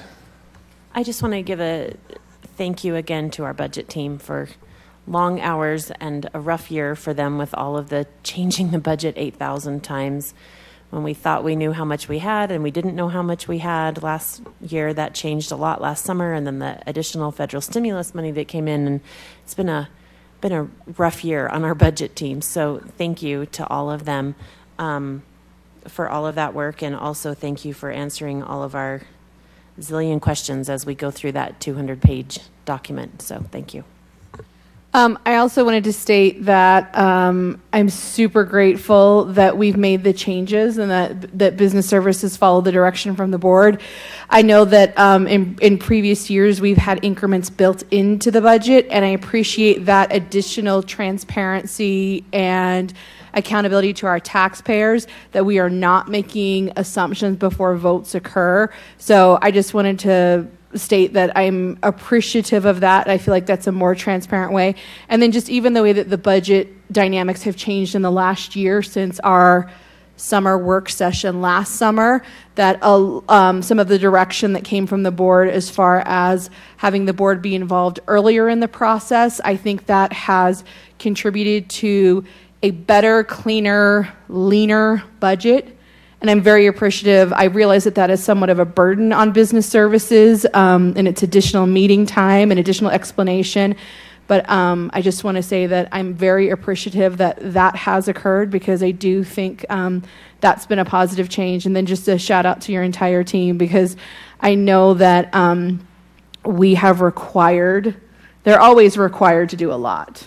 Always required to do a lot. But this year in particular, those requirements have been heavy. And I know that there have been many late nights, and you have a board budget group that tends to be thorough in their questions and concerns. And I realize that does add an extra burden to the responsibility of business services. And I'm very grateful that that is a relationship that is never adversarial, but is always welcoming of getting more board input and greater understanding. And I want to acknowledge that that relationship exists and express my appreciation for it. Rob, I'm wondering, someone asked earlier why there were some increases. Would it be appropriate to address that question now? I would be happy to. I wish that she were here. She is. I can address some of were you here for the study session? Would it be helpful maybe to pull up the budget presentation, just briefly talk through a couple of those things, or would it be more helpful to go to the executive summary in the budget document and pull up a couple of those things? Or would you rather just have me ad-lib it and just point out a couple of issues? Ad-lib? Okay. So some of the questions that I wrote down from your comments, and maybe this, let me get to my notes. One of them was construction. We did talk about the increased cost of construction, whether that's in concrete, whether that's in real estate acquisitions, the price of land. the price of homes, and the labor that goes with any of our trades has increased significantly this past year. So those are some of the reasons why you see additional costs typically in construction areas. Fund 32, you'll see some cost increases there. You also see some of that in Fund 10. If you're really into the accounting side of things, it's Function 2600. That's really where we have operation and maintenance of facilities. And we've made that change, a good suggestion from our board. Instead of plant, what does plant mean? We've changed that to make more sense to the public as it's A couple other things that we've seen increases in. We're opening 3 new schools this year, Viewpoint, Trailside, and Harbor Point. And with that comes, every time we open up a new school, the cost of an elementary school for utilities, for a principal, for a secretary, for a media center person, for a custodian, for a lunch worker, for all of those non-duplicated costs. Once we turn the lights on and open that door for an elementary school, it's about $890,000 a year. And that covers just the operational and the people that are non-duplicated. For a middle school, it's significantly higher. You have a lot more programs, you have counselors, you have registrars, you have a financial secretary, etc. For our middle schools, it's over $2 million. Bigger campus, more than double the size, usually triple the size of acreage, and a lot more programs. So you saw in the budget those expenses. You also saw, and one of the notes I made from you, your comments was about teachers. I don't know a Board of Education that values teachers. Well, I know many board members. I've worked with many. This board values teachers and works closely with teachers. Included in this budget is a 4% increase in our salary schedules, a consolidation of elementary teachers to productivity. It includes a 1% one-time payment in the fall. It includes absorbing any cost increases in medical insurance with nothing passed on to the employee or the teacher on our base plan. All of those costs are included in this budget. So when you talk about investing in what matters most, this board is investing in teachers, and teachers are going to help our kids achieve. And we heard some of those comments from our Highland parents about a great teacher and a great program and a great culture of teachers. Okay, so just going down through my notes. We've also added additional support positions, things like physical facilities assistant lead men, a fuel person in transportation, additional network engineer in our technology department. We have one of the largest networks west of the Mississippi in education. We've added additional technicians at schools, and many, many other support positions, contracted drivers for buses. Just going through, those are, I think, some of the many things. Board Member Hacken, I didn't hit them all, but download the budget. I would love to visit with you if you have additional comments or feedback. We'd love to hear it. Is that what you want to? Thank you. So can I just, I appreciate Rob's humility. I can tell you who's really makes things happen for teachers in this district, and that's Rob Smith. And he finds a way of, for example, getting our traditional teachers onto productivity salary. He's the one who pushes the board to hit some milestones of starting salary of $50,000. We're working on it. And part of it's because he helped us to stick with that goal. And so I really appreciate Rob. And seriously, the kind of questions that you have about, well, hasn't that gone up? I can tell you that our board members have asked a lot of questions like that in the budget process. And there are answers to all those questions. So yeah, please let us know if anything seems unclear. So thank you very much for that summary. Any other discussion? Okay, so if you are listening at home, and I guess for everyone here, my big ask is that you would text 10, maybe we'll say 3. 10 Text Tuesday has a nice ring. But if you will text your friends and tell them the things you heard here today, like for instance that the increments are not built in, that's super important. You can find all of this information on the website, that's super important. Truth in Taxation is coming on August 10th. That is coming. So if you will just let your friends know, there's a notice that comes in the mail. We post it in all the places. Sometimes I delete emails without reading, so I'm going to just maybe think that other people do that as well. So if we could just let everybody know where the information is and what's available, I think it would be really helpful. Also, my favorite part of this whole budget process is just how collaborative it's been. And so I think sometimes I didn't know until I was part of it, right? So we have principals, both elementary and secondary, physical facilities, tech, who am I missing? HR, all the people come and we work. Classified, thank you. It's like a big group project that's actually fun because there's no homework. And so what was really cool was to see how we prioritize the same things and how, well, if we can't get this many counselors, can we do this many? And so I want everybody to understand that there was input from all the places on this. Also, subs will be getting an increase. I know that was really important to a lot of our stakeholders. And also, I think the teacher compensation work group is just another example of pulling employees in and hearing what they have to say and not just kind of assuming that everybody else knows best. So please share with your friends. Please let them know it's coming. It's been fascinating for me to see how it all works. And I guess I also just want to thank all the people that are part of that. What's the big budget group called? The big budget committee with all the people. So I know that that B cubed. I know that those principals, coming here on a Friday afternoon may not have been the most exciting part of their day. I mean, we thought it was. But so I want to recognize that they did that in their week and everybody came and really gave a great effort. So thank you to all of them. Other discussion?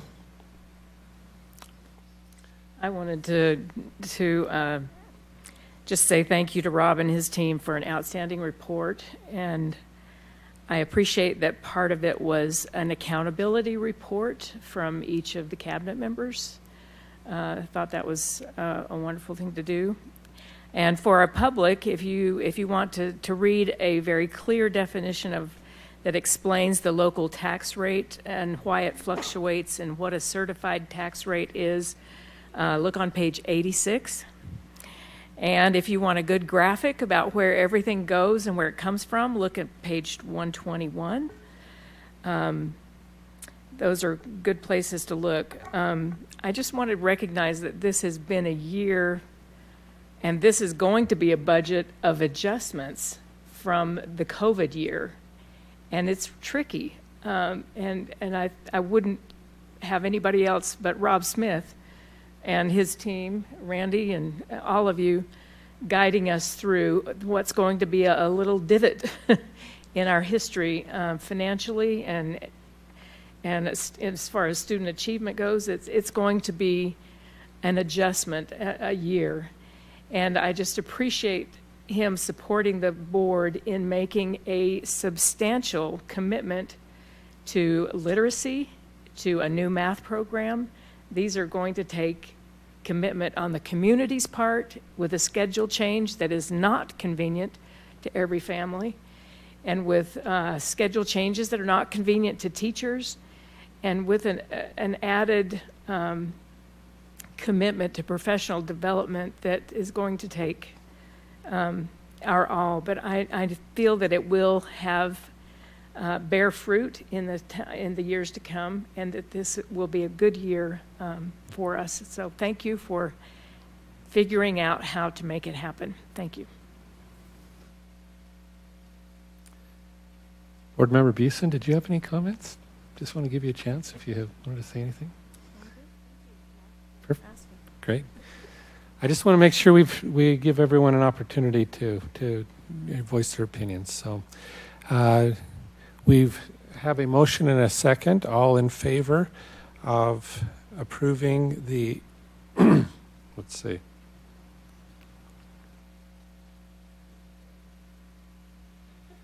Okay, so the long thing that I read initially, right? The long thing. All in favor of the motion to approve the tentative budget for fiscal year 2021-22 with a recommended tax rate of 0.006600, not including the charter local levy of 0.000063, say aye. Aye. Aye. Any opposed? Thank you. Okay.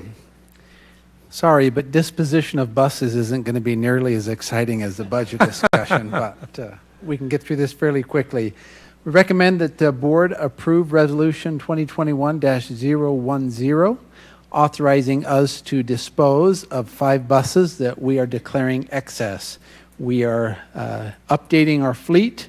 These buses cost more in repairs than they do in our lease payments for new buses, and so we're moving them out of circulation and providing mini homes for people who want to buy them and repurpose them for other activities and opportunities. So we are ready to dispose of them and need the board authorization to do so, and I recommend that you approve that.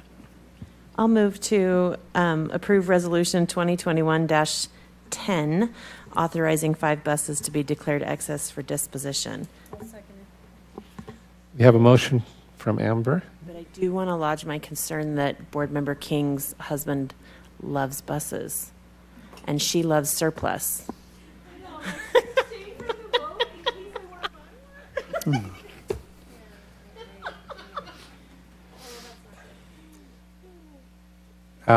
Thank you.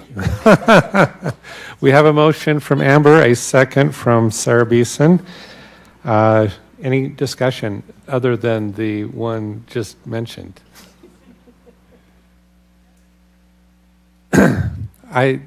Speaking seriously, with the price of housing going up, these buses may end up being really an attractive option for somebody. So, all in favor of Resolution 2021-10, authorizing 5 buses to be declared excess for disposition, say aye. Aye. Any opposed? Motion passes. Thank you, Board of Education. The final action item is Resolution 2021-11, the sale of the CTE home in Saratoga Springs. We had the opportunity recently to go out there for the ribbon cutting. The class did a fantastic job, wonderful job in building that home.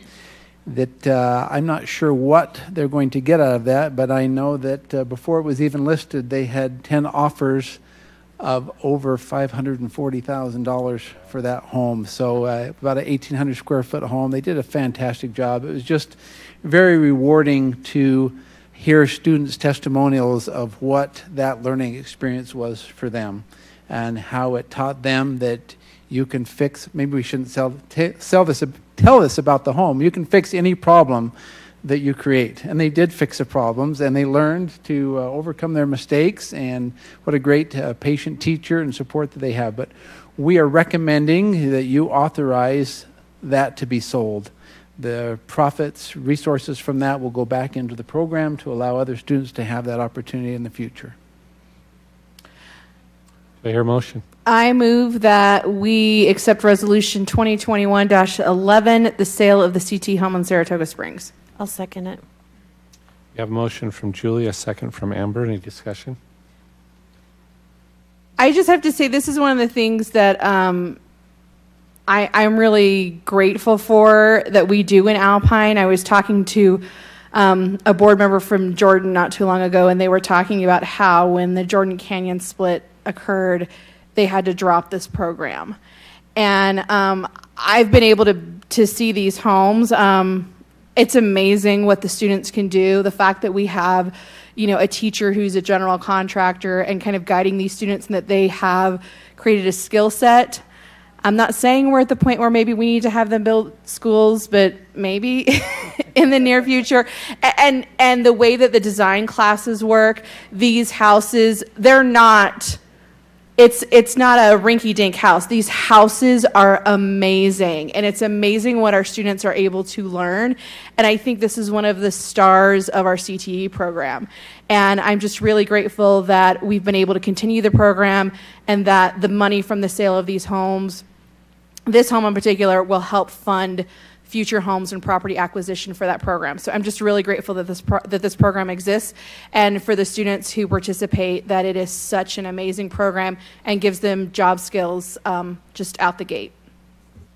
And I just want to echo what Board Member King said. I feel like, I've said this before, I think every year when we sell these houses, I feel like this program is a jewel in the district that maybe we haven't told enough people about, because I think it's so amazing that that we build 2 homes every year. Our high school students build 2 homes from the ground up. They do everything. And then that the sale of that home gets to go back into the program and allow other students to have that opportunity, so that we don't have to put budget dollars into it. I think that's incredible. I think we have a lot of really amazing CTE offerings in the district, but this one is right up there. So congratulations to the teacher and the students and all of those involved in making this happen. Other discussion from board members? Seeing none, all in favor of Resolution 2021-11, sale of a CTE home in Saratoga Springs, say aye. Aye. Any opposed? Motion passes. Superintendent, discussion action items. Thank you, board members, for passing those action items. We move on to a discussion action item. I would like to invite Kimberly Bird to the podium. She's our Executive Director of Internal Relations and Operations. A couple weeks ago, month ago, we put out a schedule, adjusted the schedule for the start in our fall schedule. And I would invite her to give a report to the board on how that is being received and what steps we are taking and kind of our next steps in that process. So thank you, Kimberly. Thank you. I just want to start with, I would prefer toxic positivity over toxic negativity. You know, Julie? But I think a better way to say it is, let's address challenges with positivity. That's what we've got to do. Because I look at the starting of school, when it was presented from our teaching and learning team, the idea of taking elementary schools to traditional schedules, we knew in the operations field that that would possess some challenges, not just physically with transportation departments, but also with families and schedules and teachers and their patterns and routines and how they have, you know, worked for many years or just for 1 year in those types of situations. So that's my addressing challenges with positivity. Since this schedule was published for all of our parents and also our teachers, we have had some issues surface. There haven't been many, that's the honesty, but what we have found in the issues that have surfaced, it typically comes with a larger student body area. Those that have been addressed to us, I think there are 3 areas but clear out yonder, out west, that have a growing population enrollment, that they have seen some challenges that are being looked at and explored in order to have them work through their start time that they've been assigned. So we do have 3 issues out west. We had an issue that surfaced, maybe not on start and stop times, but an issue that was addressed because of specifically just transporting students. That's another area that we've looked at. And then finally, we have a school that's just, it's seated in an area that only has a very small, narrow road, and the in and out access is not great. And we believe that that one is more of a problem solving, maybe with the city in making some recommendations there. But these issues that have come our way, they really are very few when you look at the scope of 67, but this is the process that we're going through. All of our supervisors met with the transportation team and also with our team, and they looked at, okay, let's go make field trips out to the school. Let's work with the school principal, So the supervisors, school principal, and Mike Browning, he's not here anymore, but they've gone out and made some recommendations. I have a quote from a principal who gave me an update. It's a principal out west, and he said, Kimberly just finished a terrific meeting with our school community council and PTA leaders. Great ideas.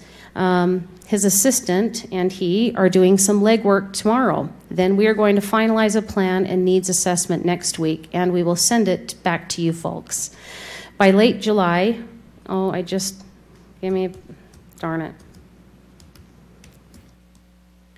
By late July, early August, the plan will be added to our webpage, linked 3 times, and information provided at back to school night. Nice thing from this particular principal was this. The meeting was positive, solution-seeking, humorous, and not bemoaning what it used to be like and asking, why us? This particular school got a 9:15 schedule assignment. Anyway, these are some of the things that this community came up with that new time. We're going to add activities, contests, math opportunities. We're going to build in options for traffic flow, staggering times, carpools, helping environment, and building on to the future. In other words, we've decided to take this into a productive school community project that will bind us and strengthen us. That's a quote unsolicited from a principal wanting to report back on some of when we pose challenges. We know that there are challenges that everybody will receive, whether you're a teacher, school principal, a parent. Challenges exist in our world every single day, and it's not toxic positivity, but it is addressing challenges with positivity. And our parents add such a great support to schools and teachers as they work together to come up with ways that they can solve and address this new transition we are headed into. So, board, that was a long explanation for something minor. The recommendation is to maintain what we've published. If something comes to us in July that it's an absolute, no, we can't. We recommend that people be then surveyed at that point. And there's perspectives that need to be surveyed from a teacher perspective, also from a parent perspective, because there might be a parent perspective that weighs differently than a teacher, because our teachers are being asked to do this letters training that has a significant amount of professional development that is needed, so their perspective also matters.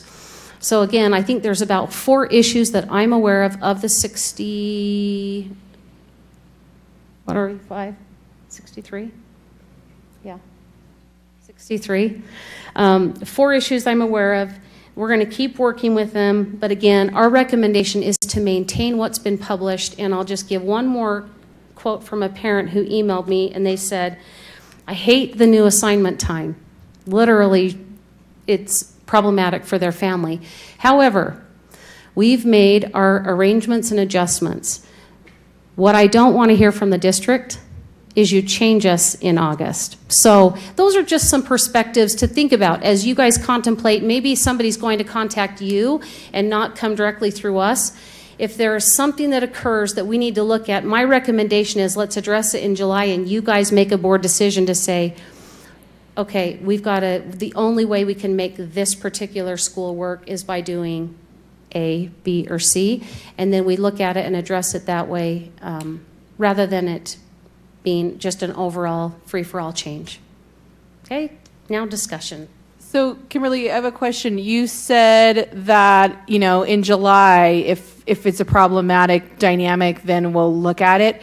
And I guess my question is, who are you determining is going to, trigger that? Would that be the principal? That's so unless you have a principal saying to you, this is not going to work, we need another option, or we need principal assistance or whatever, that's what's going to be the trigger, is the principal. Yes. Okay. And our supervisors are specifically in contact with those 4 schools that I've mentioned. You're aware of them. And the principal's going to work with their team and their community to problem solve first. If something can't be addressed, they're circling back through supervisor, then to our DLT team, and then we may say in July, we couldn't get 2 of the 4 issues resolved. They attempted with this idea, this idea, this idea, and it didn't work. But let's give these principals that are trying to do the problem solving, I think that's the appropriate way to do it. And they're involving everyone that they can, the stakeholders that are key to that school. Let them continue to have that opportunity to do it. We'll circle back in July and give you a full final recommendation. Kimberly, I have some Lehigh questions. Okay. So we had talked in May. Well, one is in your area. Excellent. So we talked about spending all of June kind of working on that. So is this now shifting and it's on principals and we're not still looking at that cluster, or? Well, when we say we're working on it in June, it has to involve the principals. Right. No, but I'm just saying like that is still happening. Yes. Like if the okay. So of our working on it, 4 have surfaced, 4 issues have surfaced. 3 out west, 1 in Lehigh.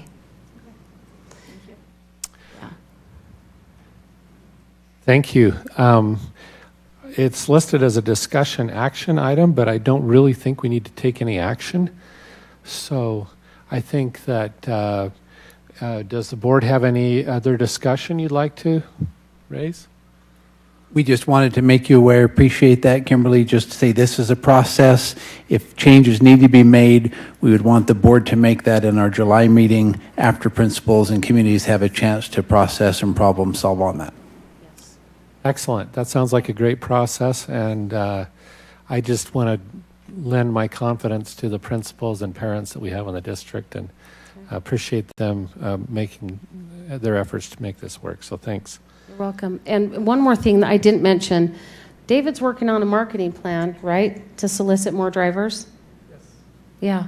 We need help. If you want to text 3 friends, Sarah Bateman, I mean Stacy Bateman.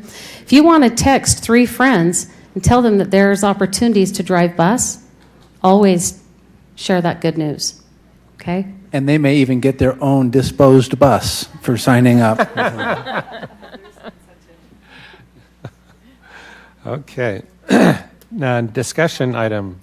Yes, I would like to turn some time over to our business administrator, Rob Smith, to discuss board member compensation. I appreciate him and the work he's done looking at other boards' compensation, the history of board compensation, and the diligent efforts he has given to be reasonable and fair with this recommendation. Thank you, Superintendent. Members of the board and the public, talking about compensation for board members sometimes is not a very popular or a very easy conversation, but I want to be just direct. I have looked at data back from 2007. We studied it in 2007, took no action. We studied it in 2017 and took no action. We studied it again in 2021, and I would recommend the board take action at a future point. As we look at the tasks and responsibilities of board members, they have simply increased exponentially. I am amazed. This is my 26th year in public education administration position. I've worked in 3 different school districts, 2 different states. Our board members care about your kids, about their kids, about our kids. And they attend meeting after meeting. They spend hours looking through spreadsheets. Why? I don't know. I think they really like those things. But my business team really appreciates the work that they do. And so I'm advocating for the board to consider a change. I have sent to the board a white paper with an executive summary. I met with a couple of board members, our board president, board vice president, and came up with ideas to utilize existing budget dollars and repurposing those dollars to this possible change in compensation. So this is not taking dollars from any other budget or purpose, but using existing dollars within the board's budget, repurposing professional development and mileage and supplies, etc. So in summary, that is what I put together for you in the white paper, which I sent out. A couple of things would change. The position of president and vice president, again, for the public, I don't think you're aware of the additional time and meetings that these individuals put in. The eligible meeting pay would change instead of limiting at 12 meetings to 18 meetings. And the positions of president and vice president would be eligible for 6 additional meetings. The compensation for those additional meetings is not a lot of money. $120 for meetings less than 4 hours, $180 for meetings greater than 4 hours. It still has a cap with the number of meetings. The net change would be in total $12,000. Doesn't sound like a lot when the current amount is about $9,000. To give you some additional information from surrounding districts, there are districts to our south, districts to our north, where board compensation is $1,000 a month or $12,000 per year, and $13,000 per year. And again, I am certain those boards work very, very hard. One of the final things I wanted to point out in the analysis that I've done, and again, I've shared the spreadsheets, I've shared the data, I've shared the studies, we've looked at this multiple times. It's never a good time. But I appreciated the state auditor. I visited with him back in April as I was putting together this white paper. And John was actually the representative in the House that ran this bill at our board's request back in 2007. And so I just got some feedback from him on its intended purpose and how it has not been acted upon. And then finally, one of the things we want to have more opportunities for parents to feel like this could be something that they could do, and providing a small change in compensation by repurposing dollars.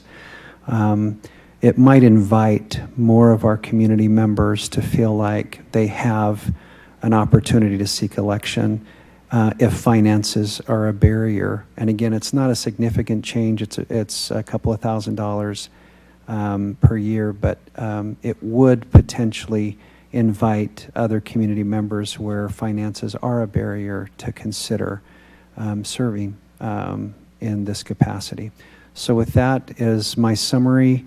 Again, I'm open to questions from the board and would recommend at a future time that you do consider this for action. Thank you, Rob. Any discussion by board members? Rob, you referenced a bill that John Dougal, what is that bill? It was a House bill. It was in 2007. I'll get the bill number for you. I don't remember that off the top of my head. But the purpose of it was to allow board members to set their compensation. The requirement is that you have to have a public hearing. So tonight, I wanted to provide more notice than what's required. I wanted to share with a recommendation as the superintendent. I've talked, as I've gathered data. We've studied this multiple times, and the board has simply said, no, we're not going to take action, even though we were the ones that asked for the bill to run to give the board that capability. Again, it's never a good time to talk about it. So it's just the law that surrounds the process. Correct. Thank you. And the law has some unique public notice requirements. And it was something when we got into it with our attorney, I was like, it says that? I don't remember that. But things like prior to that, the hearing notice has to be posted in every one of our schools. Well, that's a unique notice requirement. That's not a notice requirement we have to do for any other public hearing. It also has to be posted in 3 other public places. Well, which public places? Does it specify? It doesn't, just 3 public places. Obviously on websites, on transparency websites and so forth, and public hearing websites, which I just want to give a shout out to the board secretary, the superintendent's executive secretary. Rhonda Mortensen does a fantastic job with those things, and grateful for her. But it does have some unique notice requirements, and so again, those can be met. It also has a 7-day posting requirement, and advertisement for the hearing. So just some unique things to that particular hearing that we don't have in other public hearing requirements. Rob, thank you for addressing the board with that. It's never a comfortable discussion. I think our public, sometimes it may seem like we're trying to pat ourselves on the back for anything, which isn't the case. And the greatest, argument for it would be we're not all going to be here in 20 years or 15 or 10. But there will be people, and we do hope that the compensation would be such that it would invite our minorities in our community to participate. Other people, single parents that would love to participate further in the education of their children and volunteering. And it's not about us, it's about what can possibly happen in the future. And this board has talked a lot about equity in the past with things that we see within the district. And I think this is a different aspect that we hadn't considered, but I appreciate you getting the white paper and sharing that with us. Thank you. So Rob, can you clarify when was the last time the board experienced a pay increase? What year that was? That year was 2000 and I want to say 6. I'll go back and double check, but it was a small change. Julie, it wasn't significant. After the bill passed, again, we looked at changing it that next year and the board opted not to change it. But I will go back and look at the actual time that changed. And this, and just for the point of transparency, currently we get, our compensation is roughly $500 a month, and then that's taxed and whatever. So what the recommendation that you're submitting forward is that the pay would go from $500 a month to $750. Is that correct? That is correct. It is with a cap. I would say, Board Member Keem, it also has a cap annually. If you look there, that the cap would be $12,240 per year, which is again in between the two districts to the north, but that sets a cap at it as well. So it is a really awkward thing to serve on a board where you can be like, yeah, we give ourselves a raise. Like it does. It's awkward. It's weird. I mean, especially as we're talking about budget stuff. I do appreciate that in the presentation of this as a potential idea moving forward, that we're not actually increasing anything in the budget. We're not saying, hey, we're going to increase this and then that's going to carve away money that needs to be set aside for whether that's class size reduction or buses or teacher pay or whatever. What we're talking about is we already have a budget that exists for the Board of Education, and we're talking about potentially saying we're going to reduce the number of things in these other categories so that the salary piece can increase, but there will not be a change to the overall board budget. It won't be like the board is now taking more money out of the budget than they have previously, correct? That is correct.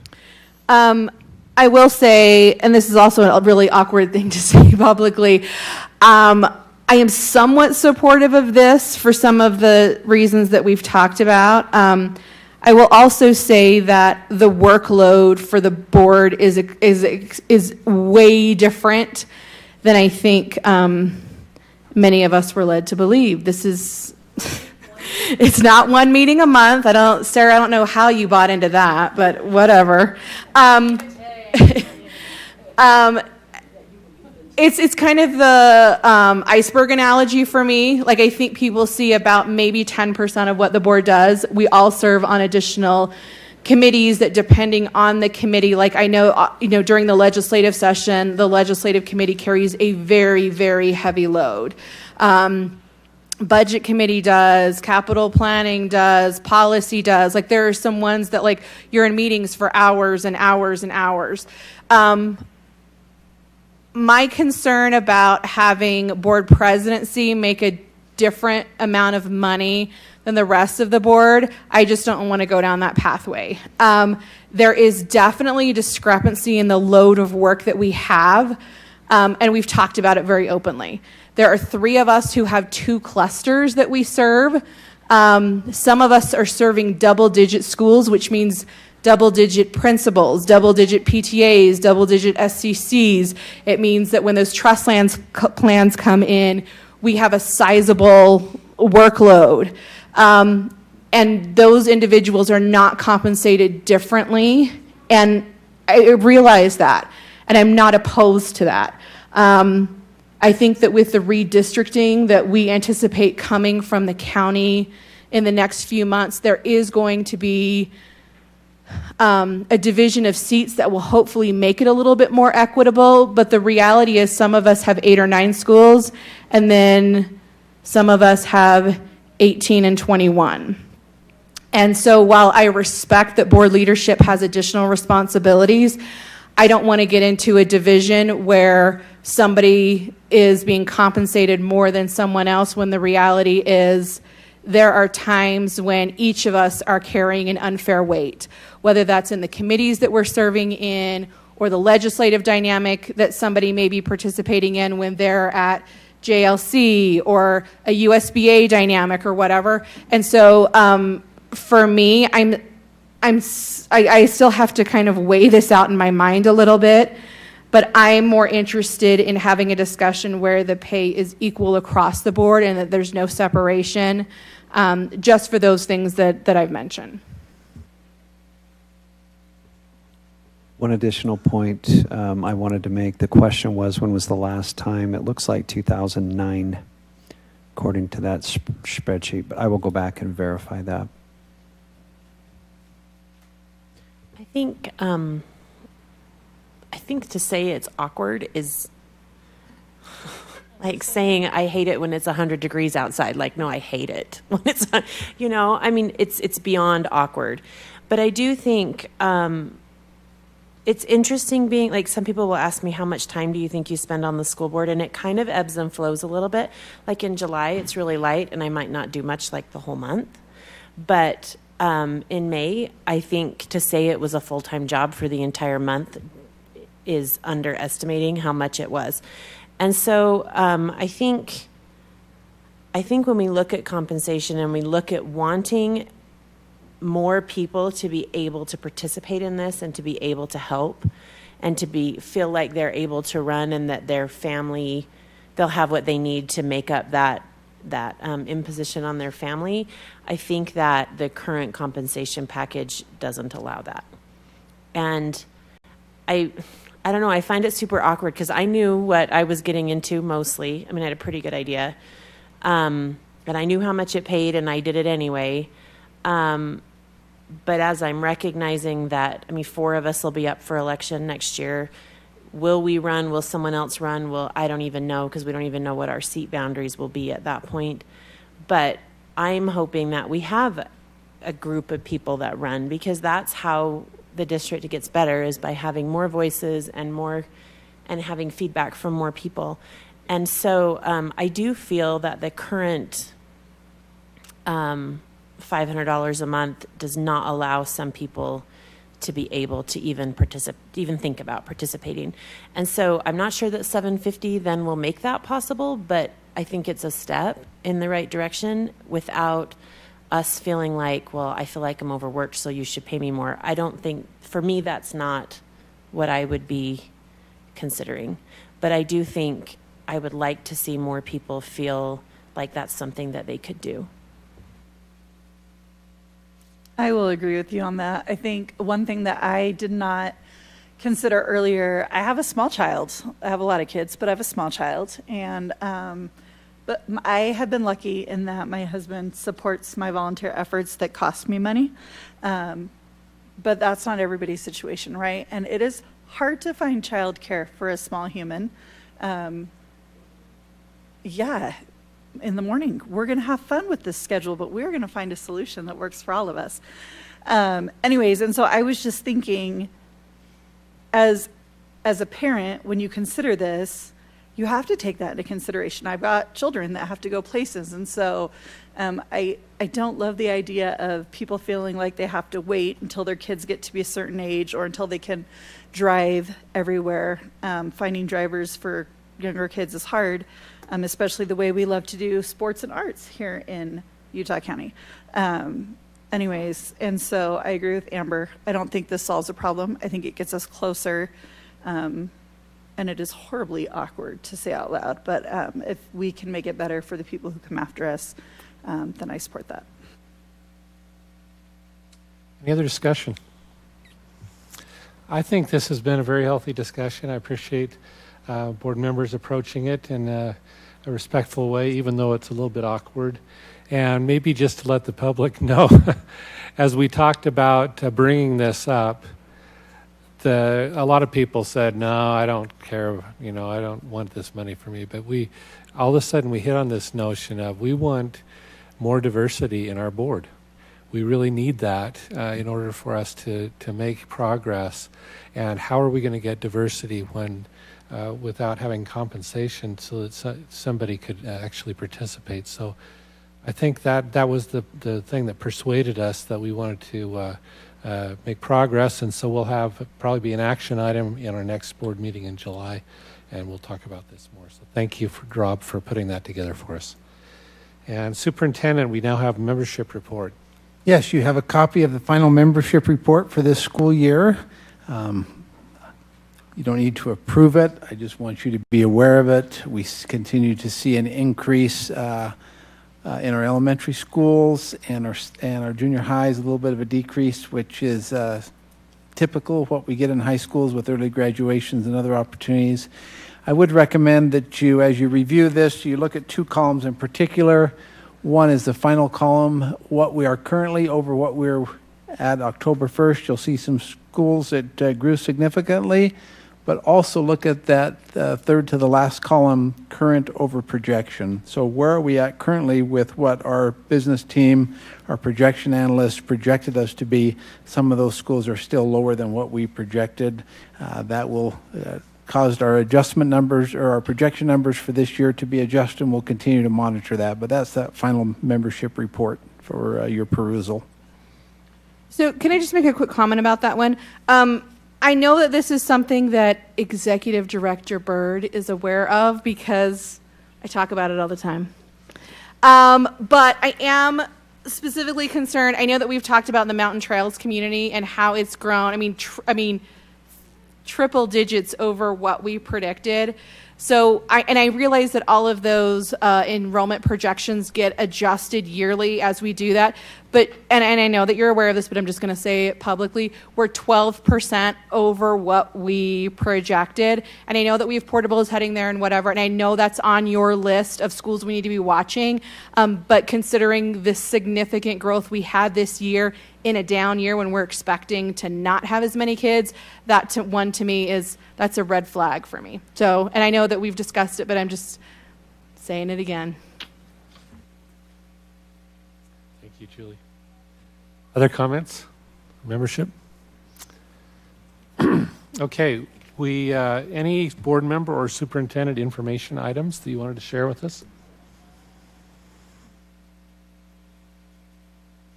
Just one quick comment. The Alpine Foundation Board met last week, and we were really pleased that we were able to still get some gains of interest on the amount that we had invested with the approval of the board. We didn't know in this turbulent economic climate whether we would break even on those, but we did. And so as a result, we've got more money available for some Vision for Learning grants for teachers and also matching money for Donors Choose. So we're hoping the teachers will take advantage of that and go out and write some proposals because there is going to be money available. I just am realizing that we haven't met since before graduation. And I just want to give a thank you to all of our secondary people for graduation. And it was kind of fun to be at Rio Tinto. I have to be honest, the outside stressed me out. I was afraid it was going to rain or be gross. But it was kind of fun to have a new celebratory experience for our graduates this year. And I know that was a lot of work to find a place and a venue that would work and that would let us come with the restrictions and all of that. So I just want to put out a thank you to all of our from our secondary supervisors down to our school level administrators. At graduation was tricky, and we did it, and I felt like it was awesome. I did not win the sunburn contest, so I was happy about that. And I think it went really well, so thank you for that. Thank you to the board members for your support of graduations. We do feel like it was a successful celebration to the end of the year, and appreciate your support as we work through that adjustment and opportunity. I just wanted to say thank you to all of you. I enjoy serving with you, and I'm looking forward to serving with our new superintendent and to our work study session or whatever. Okay, so I don't want to be the person that says the sad things, but the reality is it's summer, and this is the part of the year that gives me like legit sleepless nights and anxiety because we have kids that we don't see, and we are hoping that they're getting their food and what they need. I guess I'd like to ask our public to just reach out to the people around you and just maybe let them know we have the sites that you can get meals. And then also if you go under departments to student services, there are some resources. And I know summer is so hard for so many of our kids. Losing kids anytime is awful for everybody, but there are things there. There's some things coming from our work group that I think are going to be really helpful in August. It's 2 months until then, which is a really long time. And so I'm hoping that we can all just maybe look out a little more. I think what's interesting about where we live from anywhere else I've ever lived, it feels like a garage door community. Like you come home, your garage door opens, you come in, it closes, and you go inside. And I have never lived anywhere like this before. Usually you pull in and then everybody meets in the middle of the street and you talk and it's great. And if you live in that kind of community, that's awesome. Let me know. I might consider a move. But I live on a busy street that doesn't have that. And so I think if we can just let our friends and neighbors know that those resources are there, because when moments of mental health crisis come, you don't often think to go to a website. So there are numbers you can call, people you can talk to. Our employees have access to the Blue Novus app, which is amazing. I signed up for texts, and I got a great one yesterday, and I'm kind of in the habit now because I get them regularly that I will stop and I will go through the thing. And it no longer feels like one more thing. And I tend to reach out to people and say, hey, here's what I got today. So just wanted to point out that there are things available, and let's please watch out for each other, because it's important. Any other reports from board members? I just want to mention that we are in the process of finalizing or determining, exploring our ESSER 3 grants. We've received state guidelines. We've pushed back on some clarification. I have several meetings next week with the State Superintendent Association, and we'll review that. I know Rob has meetings with business administrators. He's getting some continued guidelines on that. We are processing with teacher groups and other leaders in our district to determine possible uses of those funds, and look forward to bringing that information back to the board. Rob, anything else on ESSER 3 that you want to add? Great. I move that we adjourned. Can I interrupt you for just a second? I just wanted to say how much I appreciate the public who came to make public comments today. I'm now going to be vulnerable. I was really worried about how it was going to work out because we have had some people that have made comments that have been disruptive instead of trying to help us.